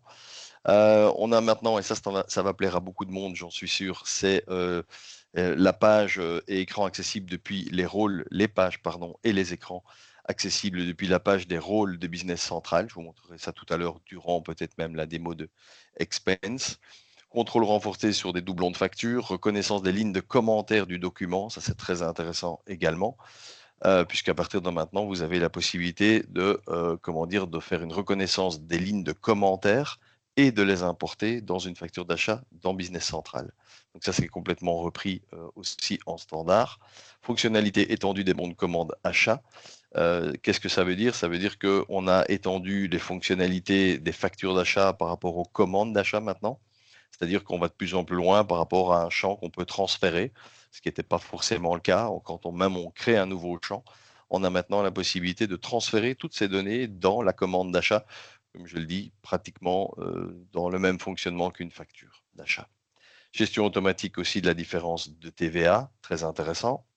Plateforme, on l'a dit, on ne va pas y revenir sur BC28 et la sécurité renforcée, on vient d'en parler aussi. Pour le e-document, évidemment, vous l'avez entendu via l'écran de Christiane tout à l'heure, l'envoi des factures électroniques passe donc dans Document Output avec une gestion qui est centralisée via le fameux e-document. Gestion des participations simplifiée par rapport à une gestion que vous avez aussi entre les mains, en tout cas pour les partenaires, puisque tout ce que vous aviez peut-être déjà eu, alors vous n'êtes peut-être pas, je pense qu'au niveau de la Belgique, on est un peu plus impacté, puisque ça fait quand même depuis le mois de septembre qu'on est en pleine implémentation et de projets de facture électronique ou facturation électronique, puisque depuis le 1er janvier chez nous, c'est obligatoire. Et donc, on a aussi amélioré cette gestion des participations par rapport à si quelqu'un a déjà eu cette expérience, à l'implémentation d'une solution aujourd'hui dans un environnement production, mais qui n'est pas la vraie prod en devenir. Eh bien, on a géré toutes ces participations pour que vous, partenaires, puissiez suspendre une participation pendant un certain temps, mais ne pas la supprimer. Vous avez maintenant aussi la possibilité, en version 28, de transférer aussi une participation en toute autonomie. Donc ça, c'est déjà quelque chose d'intéressant en plus. Donc ça ne doit plus passer exclusivement par le support et même par nos collègues développeurs au niveau de la cellule développement au niveau du Danemark. Fonctionnalité étendue du mode test. Précédemment, on pouvait déjà, aujourd'hui en version 27, on peut déjà utiliser un mode test pour générer des fichiers XML. On va générer un fichier XML, évidemment, on ne l'envoie pas vers une plateforme extérieure, mais on a la possibilité de le télécharger. On va encore plus loin maintenant par rapport à ça, puisque en plus de pouvoir travailler dans un mode test sans envoyer vers un réseau externe, on a aussi maintenant la possibilité de uploader, donc de charger un fichier XML qu'on a reçu par mail ou peu importe, via un fournisseur. On a la possibilité maintenant de l'importer entre guillemets dans le Continia Delivery Network et faire comme si on était connecté en production vers le réseau, vers l'extérieur. Prise en charge du format C2I, Christiane nous en a parlé tout à l'heure, et assistance au niveau de l'autofacturation. En effet, c'est quelque chose qui est en place maintenant.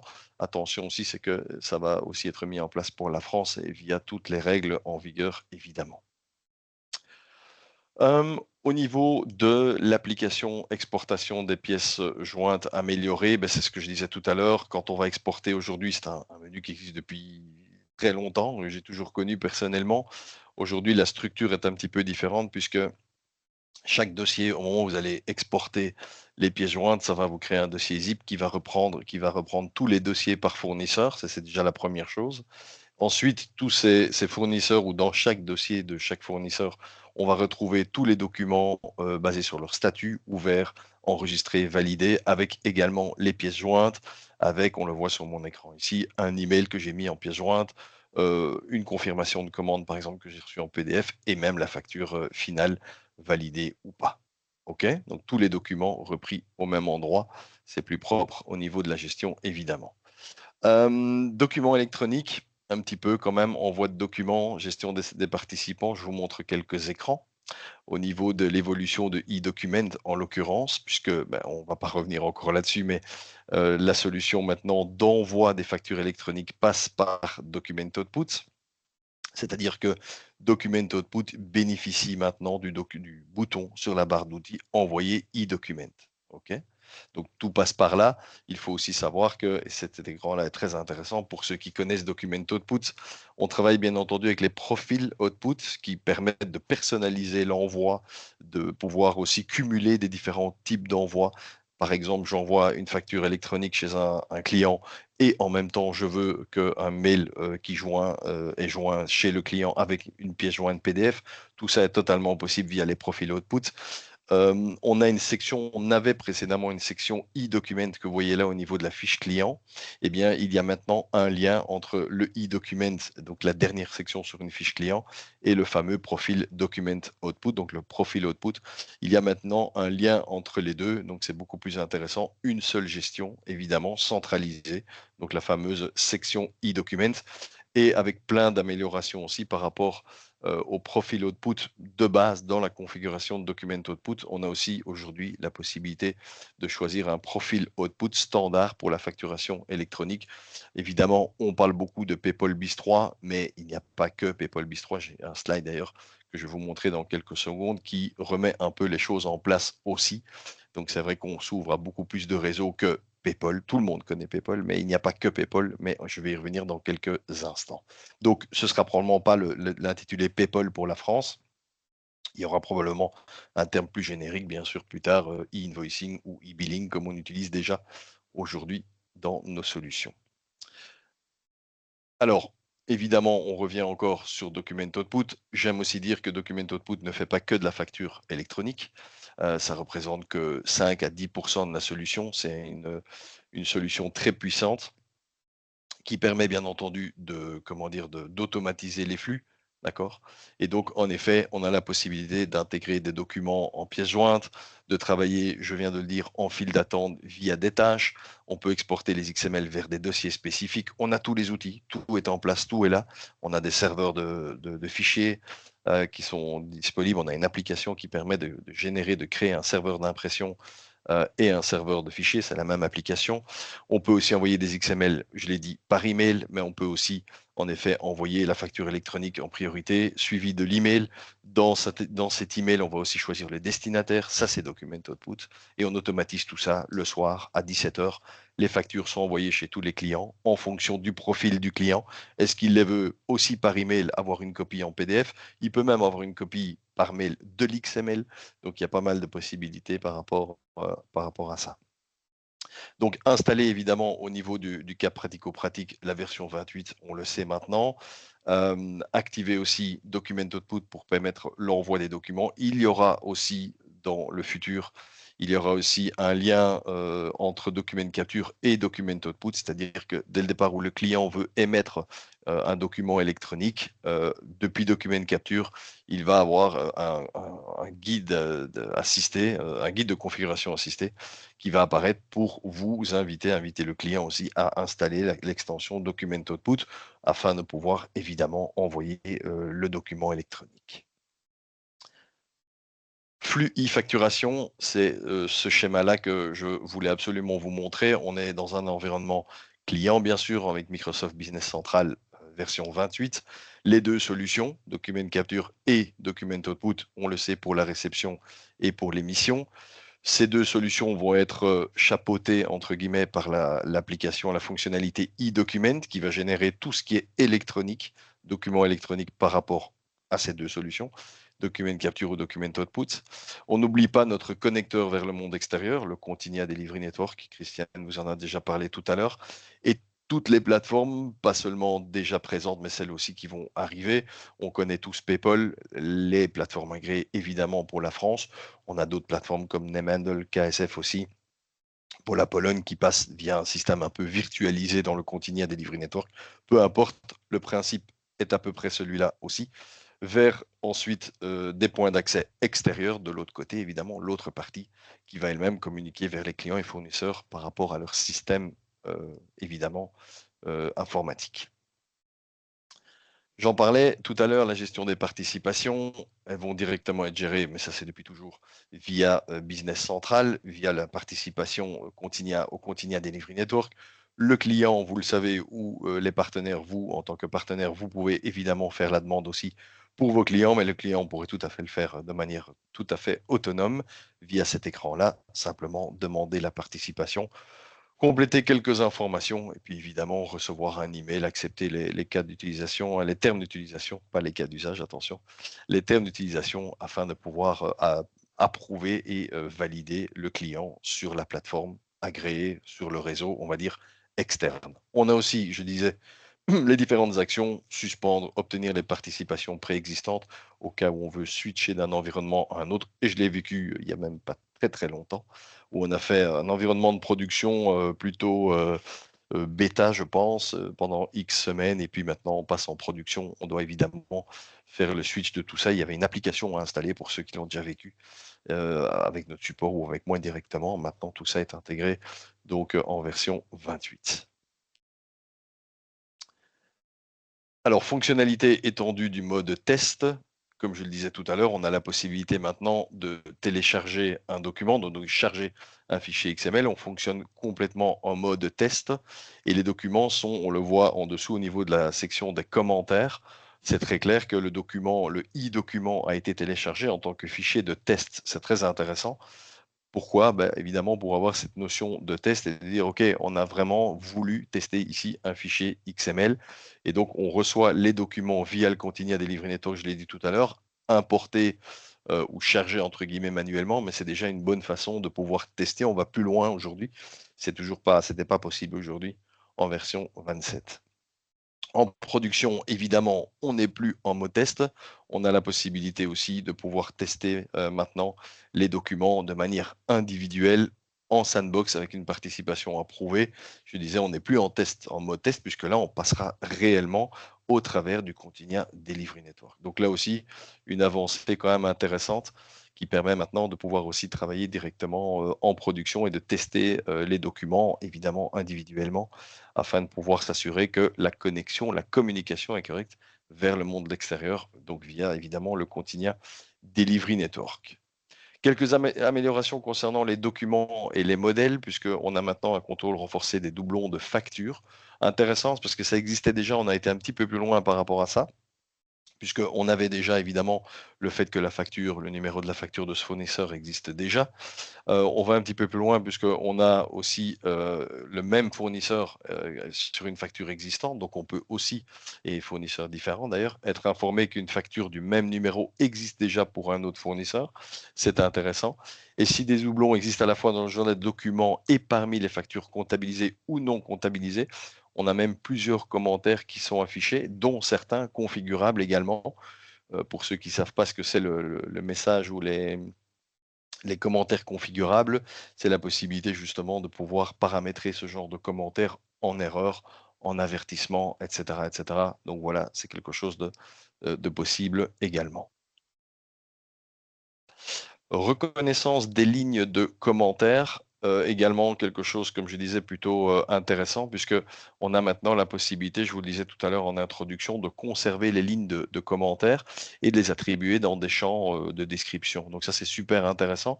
Là, on a l'écran ici d'un écran document capture avec des informations qui ont été reprises, avec des lignes de commentaires. Et les lignes de commentaires, ici saisies manuellement, par exemple, sont reprises, là on le voit, sur un écran d'une facture d'achat. Donc après enregistrement dans Document Capture, on récupère bien notre ligne de commentaires avec la description qui revient, encore une fois, telle qu'elle directement depuis Document Capture. Au niveau des lignes, si jamais de description qui contiennent déjà des traductions, c'est également possible aussi de reprendre des informations donc reprises directement sur le document. Et pourquoi pas, on le voit, c'est l'encadré rouge avec le E66. Pourtant, la description reprend complètement autre chose. Mais j'ai travaillé derrière avec une traduction, par exemple, un numéro de document, une allée dans un entrepôt, peu importe. Je reprends cette information via une traduction, toujours basée sur un commentaire, et je récupère bien à ce moment-là dans Business Central mon commentaire avec la description mise à jour évidemment par rapport à ma traduction. Donc tout ça est complètement aujourd'hui pris en charge par rapport à la reconnaissance des lignes de commentaires. La fonction étendue sur les bons de commande d'achat, aussi très intéressant, puisque aujourd'hui, on a la possibilité, je le disais, de pouvoir aller encore plus loin. On se calque de plus en plus sur la catégorie des factures d'achat, avec des champs spécifiques, avec des transferts de valeur aussi totalement possibles. On utilise évidemment la même fonctionnalité que le transférer valeur vers, que ce soit vers un champ d'entête ou un champ de ligne, quelque chose qui est très connu au niveau des factures d'achat, et maintenant étendu évidemment aux commandes, parce que pareil, Document Output, je l'ai dit tout à l'heure, ce n'est pas que la facturation électronique, mais Document Capture non plus, puisqu'on a maintenant la possibilité d'avoir des fonctionnalités extrêmement étendues pour les commandes d'achat et les commandes de vente. Voilà qui donne déjà la liste et les explications de tout ce qui est possible aujourd'hui et des nouvelles fonctionnalités dans Document Capture. Et je vais laisser la parole à Nicolas. On va passer à Document Output et je vous montrerai quelques écrans tout à l'heure par rapport à tout ça. On ne fait pas la démo, Fabrice? Où on fait la démo après, parce que je vois que l'heure tourne, il est déjà 11h47. Ouais, j'ai mis c'est les ça. print écrans, c'est les écrans que je voulais montrer, donc je pense qu'on peut quand même au minimum passer sur les nouveautés Output Expense, et puis je montrerai quelques écrans les plus intéressants, si tu Ouais. veux, pendant les 5 dernières minutes, quoi. OK. Oui, les nouveautés Document Output, donc les fonctionnalités e-document sont maintenant étendues à Document Output. On supporte maintenant un lien de paiement intégré sur les factures. On a ajouté une solution de secours en cas d'un échec d'envoi XML. On peut gestionner les envois depuis le tableau de bord et on a ajouté un peu de flexibilité au niveau de la fonction d'envoi. Je récupère juste l'écran. OK. Ouais.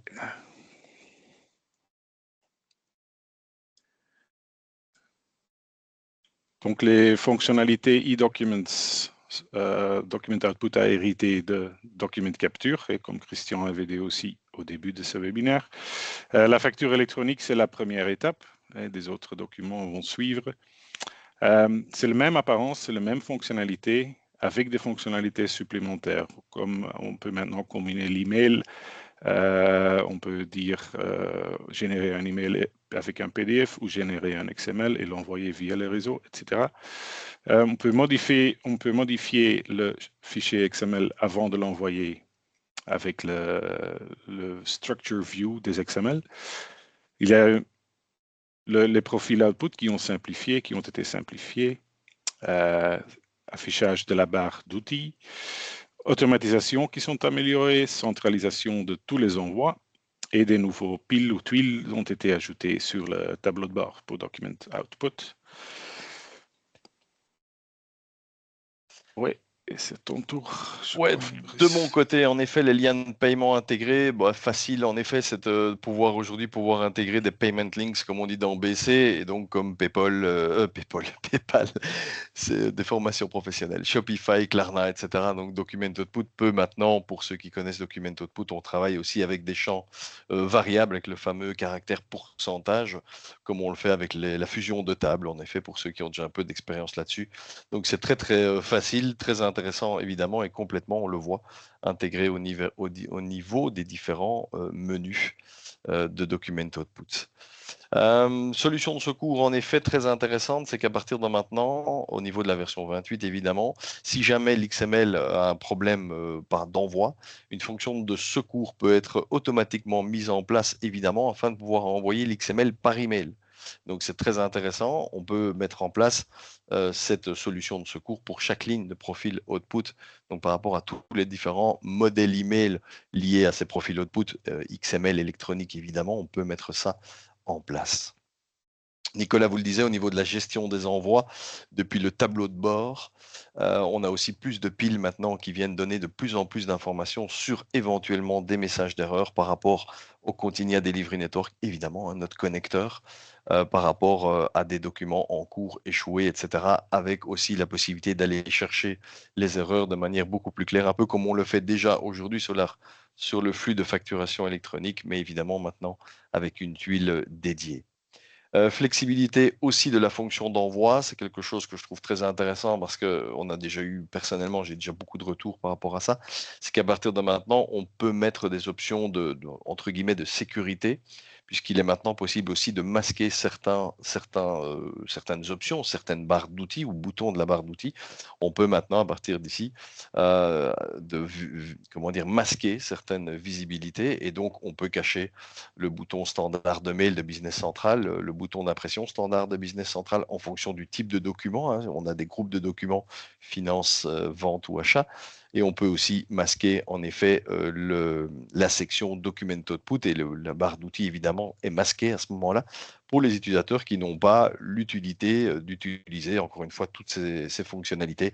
On pourrait par exemple dire à une entreprise, à des utilisateurs, vous arrêtez d'utiliser le bouton standard d'impression ou de mail, évidemment, ça prend son sens puisque nous avons maintenant installé Document Output. OK ? Donc, on va continuer la démo. Il y avait eu quelques écrans, mais vous les avez déjà vus ici.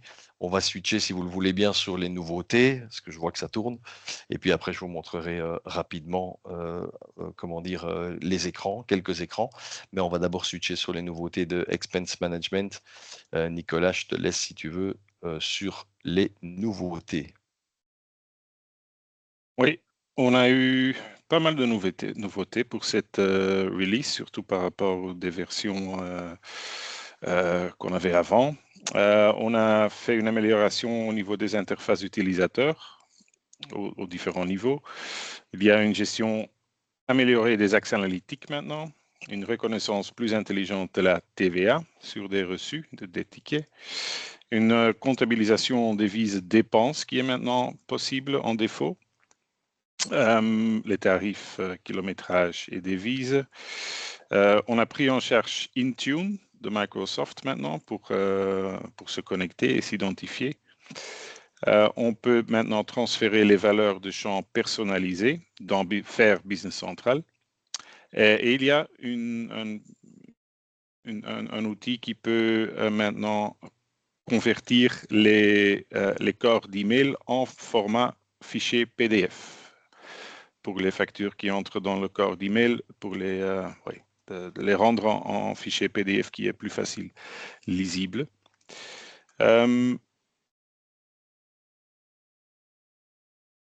Oui, Fabrice, je propose qu'on fasse, qu'on va montrer quelques écrans Business Central peut-être pour les gens qui sont présents, et on va préciser les autres choses après. Ouais, en effet, par rapport à tout ce que tu as dit, en effet, plutôt que de montrer les slides, en effet, je peux switcher, je vais tout à fait le faire maintenant, comme ça on peut voir quelques écrans. Je vais vous montrer en effet à quoi ça ressemble. Alors, juste essayer de récupérer ceci. Ok, parfait. Je récupère mon écran. Alors, comme je le disais tout à l'heure, parce que j'aime bien expliquer, vous savez ça pour ceux qui me connaissent, j'aime bien expliquer l'environnement sur lequel je me trouve. Je me trouve donc sur un environnement de développement, chez nous, chez Continia, sur une version donc 28, encore une fois, qui sera en principe disponible au courant de la semaine prochaine. Je me trouve dans une société avec toutes les solutions installées. Alors, pour faire le tour déjà de quelques points intéressants sans forcément aller vers des exercices fort poussés. Vous avez vu pas mal de print screen, de print écran tout à l'heure. La première chose, en effet, on va faire un petit point concernant déjà document capture. C'est quelque chose, comme je disais, qui est très intéressant. C'est qu'à partir de maintenant, si je vais explorer plus de rôles, je vais avoir ici au niveau de document capture tous les pages et les écrans relatifs à document capture. Donc ça, c'est quelque chose qui est très intéressant. Puisque je sais aussi par expérience que donner des points menus au niveau de la loupe de Business Central, c'était un petit peu lourd. Donc voilà quelque chose qui maintenant est en place. J'ai parlé tout à l'heure notamment, pour vous faire un exercice peut-être au niveau des factures d'achat, vite fait, c'est de vous montrer en effet les quelques exemples qu'on a ici sous les yeux, avec la possibilité en effet de pouvoir, ici j'ai une facture par exemple relativement simple, avec déjà des champs d'en-tête, et si je vais faire une détection des lignes tout simplement, eh bien, je peux directement ici faire une détection basée sur l'IA, pourquoi pas. OK, et si je reprends mes lignes, j'ai la possibilité ici maintenant de pouvoir insérer une nouvelle ligne et entrer directement, par exemple, pour un tableau dans une salle de réunion, lui indiquer que salle de réunion, OK, par exemple Boston, pourquoi pas, ça n'a pas d'importance. On obtient maintenant un champ ici de commentaires. Lorsque je vais enregistrer mon document, eh bien, il va être pris en tant que tel, en tant que commentaire dans la facture d'achat de Business Central. Dès le départ où je vais rentrer, par exemple, au niveau d'une quantité ou d'un coût, une information, automatiquement, la traduction ici commentaire saute. Si je supprime le coût unitaire, je repars dans l'autre sens. Dès que je change de champ, j'ai bien mon commentaire qui revient. Donc ça, c'est déjà quelque chose d'intéressant et de vraiment super évolutif. Ça nous permet de reprendre toutes les informations, non pas que seulement des articles, mais aussi des commentaires. Au niveau des commandes d'achat, un exercice qui est aussi intéressant et qui est déjà relativement prêt, puisque actuellement j'ai reçu une commande d'achat, je reprends un numéro de commande fournisseur. Dans mon modèle, j'ai décidé de ne pas forcément concorder avec, mais plutôt de mettre à jour ce genre d'informations. On est sur comment dire, des fonctionnalités très facture d'achat, c'est-à-dire que si je vais sur les propriétés du champ description, j'ai la possibilité maintenant de transférer la valeur vers, peu importe, une description, par exemple, ou une référence dans ce cas-ci. C'est tout à fait possible. Voilà, c'est quelque chose qui est maintenant en standard au niveau des commandes. Et si je passe, bien sûr, au niveau de la détection des lignes, c'est aussi quelque chose que je peux faire maintenant de manière extrêmement simple. Si je fais toujours une détection basée sur l'IA, je vais récupérer les ou la ligne dans ce cas-ci. Elle est complètement validée malgré peu d'informations. Beaucoup de choses ont été calculées automatiquement, donc ça c'est plutôt pas mal. J'ai la possibilité aussi de rajouter avec la touche CTRL en accès rapide, ici une valeur qui se trouve sur le document. Et à partir de là, je peux évidemment d'abord me placer dans un champ, ceci, Je rentre dans une création rapide de champ. Je peux tout à fait créer un nouveau champ, pourquoi pas, et lui indiquer qu'il s'agit d'un champ pour saisir les informations sur la facture. Je peux l'appeler modèle/type, comme ce qui se trouve sur le document. Par exemple, je lui donne évidemment un nom, /type. C'est du texte. Petite erreur ici de frappe. Parfait. Je vais faire suivant, facile. Et quand je clique sur terminer, j'ai ma colonne qui apparaît automatiquement. Et de la même manière dont j'ai travaillé sur mes champs d'en-tête, je vais ici transférer la valeur vers, et je peux la transférer vers, je ne sais pas, peu importe, vers un champ aussi ici de description 2, par exemple, au niveau de ma ligne de détail de mes articles. OK ? Donc, fonctionnalité super intéressante, en effet. À partir d'ici, qu'est-ce qui va se passer? Si j'ai bien fait mon travail, en effet, et que j'enregistre le document, eh bien, je vais avoir plusieurs niveaux de mise à jour, puisque au moment où je crée la commande d'achat, c'est intéressant, comme je disais, il n'y a pas que les factures d'achat dans Document Capture. On oublie parfois les autres catégories de documents. Au moment où la commande d'achat va être générée, qu'est-ce qui se passe? Je récupère, je dois afficher un petit peu plus, je récupère ici quelque part mon numéro de commande fournisseur, une mise à jour. Deuxièmement, au niveau de ma référence, je récupère bien le champ de description que j'avais repris sur mon document qui est ici. Et au niveau de ma ligne dans ma description 2, je récupère bien aussi le fameux type ou modèle type que j'avais aussi repris sur le document. Tout ça en quelques secondes, évidemment, avec l'IA, avec l'insertion d'un champ rapide via la touche CTRL. C'est des fonctionnalités qui existent déjà, mais ça vaut la peine en résumé de voir à quoi ça ressemble. Je switch rapidement, je sais qu'il est moins une, mais j'ai encore pour 5 minutes. Je switch rapidement sur Document Output et en effet sur une fiche client. Et ça, je pense que c'est quelque chose d'extrêmement important pour tout le monde aujourd'hui. Je vais aller jusque dans le détail de la fiche client. Pourquoi? Parce que pour ceux qui connaissent déjà, qui ont peut-être implémenté des projets en Belgique notamment, j'en ai eu quelques-uns des partenaires, nous avons cette fameuse section e-document, comme vous l'avez vu tout à l'heure, et grâce au e-candidate, qui est un module qui va permettre de contacter l'annuaire et de voir si le client ou le fournisseur est déjà connecté sur une plateforme. Grâce à cet écran de e-candidate, qui n'est pas celui-ci, qui est un écran tout à fait séparé, on a la possibilité d'automatiser le paramétrage du e-document sur chaque fiche client et fournisseur. On avait toujours souvent tendance à dire vous devez compléter ces infos. Aujourd'hui, c'est plus nécessaire, c'est automatique dès le départ où on peut contacter ou reconnaître le client fournisseur via cet annuaire. Extrêmement simple, toutes les données de droite au niveau de l'identification du client proviennent de la fiche du client ou du fournisseur évidemment. Donc ici, c'est extrêmement simple et complètement automatisé. Et pour faire le parallèle avec le fameux profil output, qui est évidemment, comme son nom l'indique, dédié à l'envoi des documents, on a la possibilité, en cliquant sur les 3 petits points, de venir chercher. Alors ici, cette section qui est historique n'est même plus nécessaire au niveau de la version 28. On doit simplement ici aussi attitrer, mais pareil, ça vient via l'automatisation et via le module e-candidate, un profil PayPal. Et derrière ces profils, ici on en a plusieurs, on a déjà le X-Rechnung, le Zookfer notamment.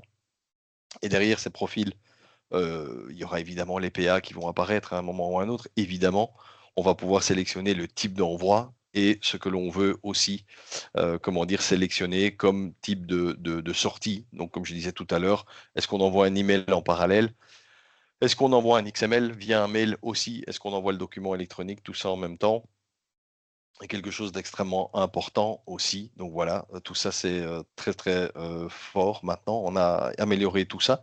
Par rapport aux tâches email notamment, et là on est dans l'automatisation, voilà par exemple un tableau de tâches qui va aussi évoluer bien sûr au fur et à mesure, mais ici dans l'occurrence je vais par exemple traiter mes factures de vente tous les jours par rapport à un job queue de Business Central avec des filtres ici.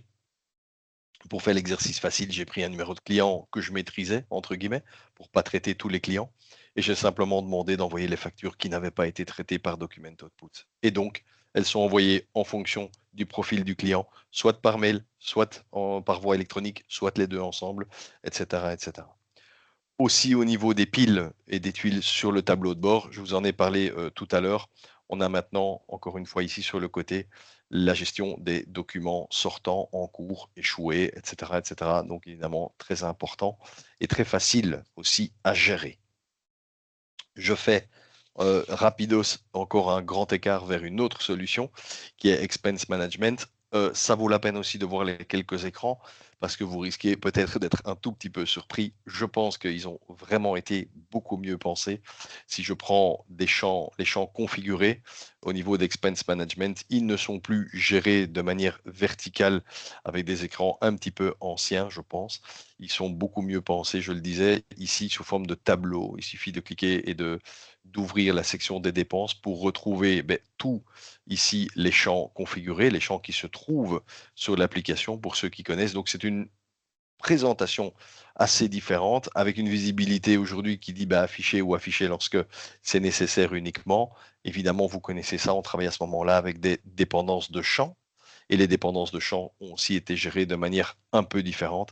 Et là aussi, encore une fois, je pense beaucoup plus simple par rapport à toutes ces dépendances. Regardez, le type de champ est telle valeur, on a tel état, on a la valeur carburant.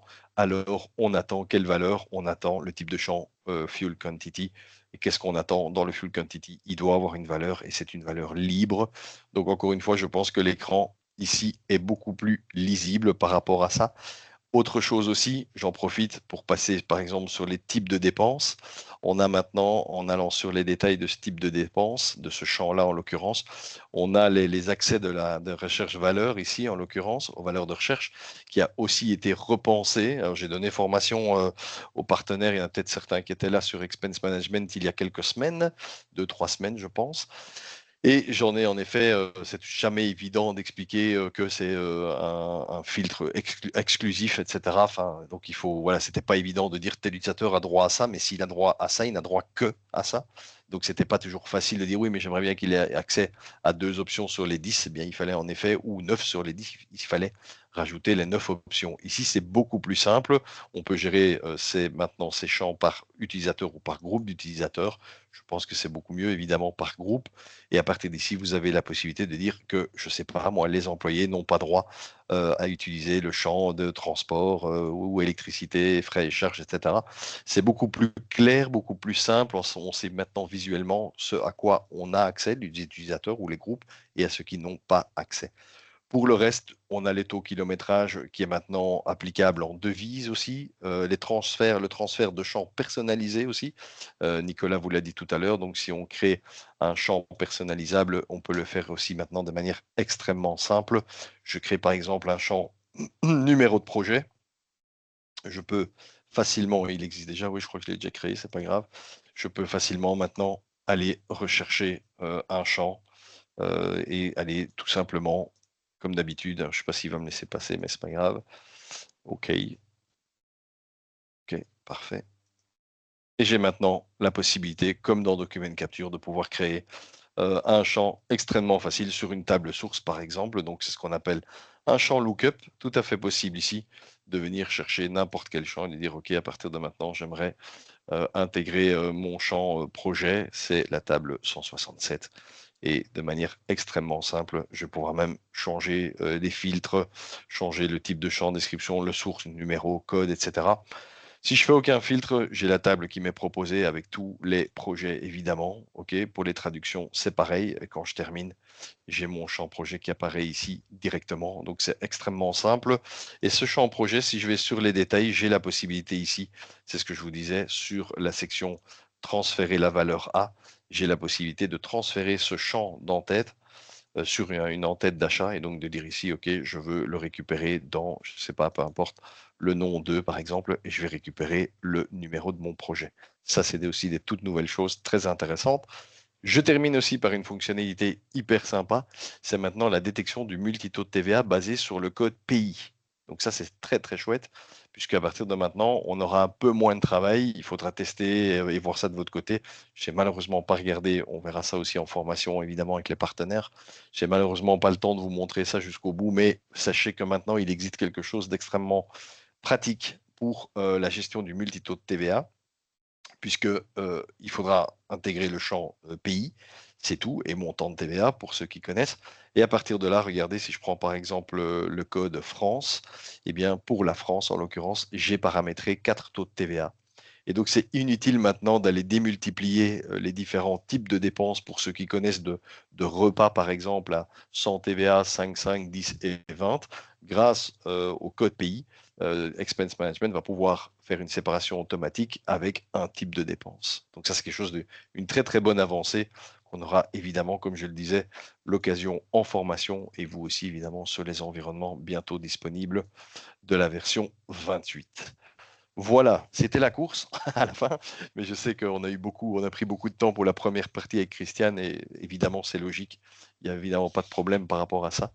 Donc on arrive ici, on a dépassé un tout petit peu, mais je voulais quand même vous montrer des écrans hyper importants et les nouveautés par rapport à la présentation et aux différents nouveaux layouts. Bonne journée à tous, au plaisir.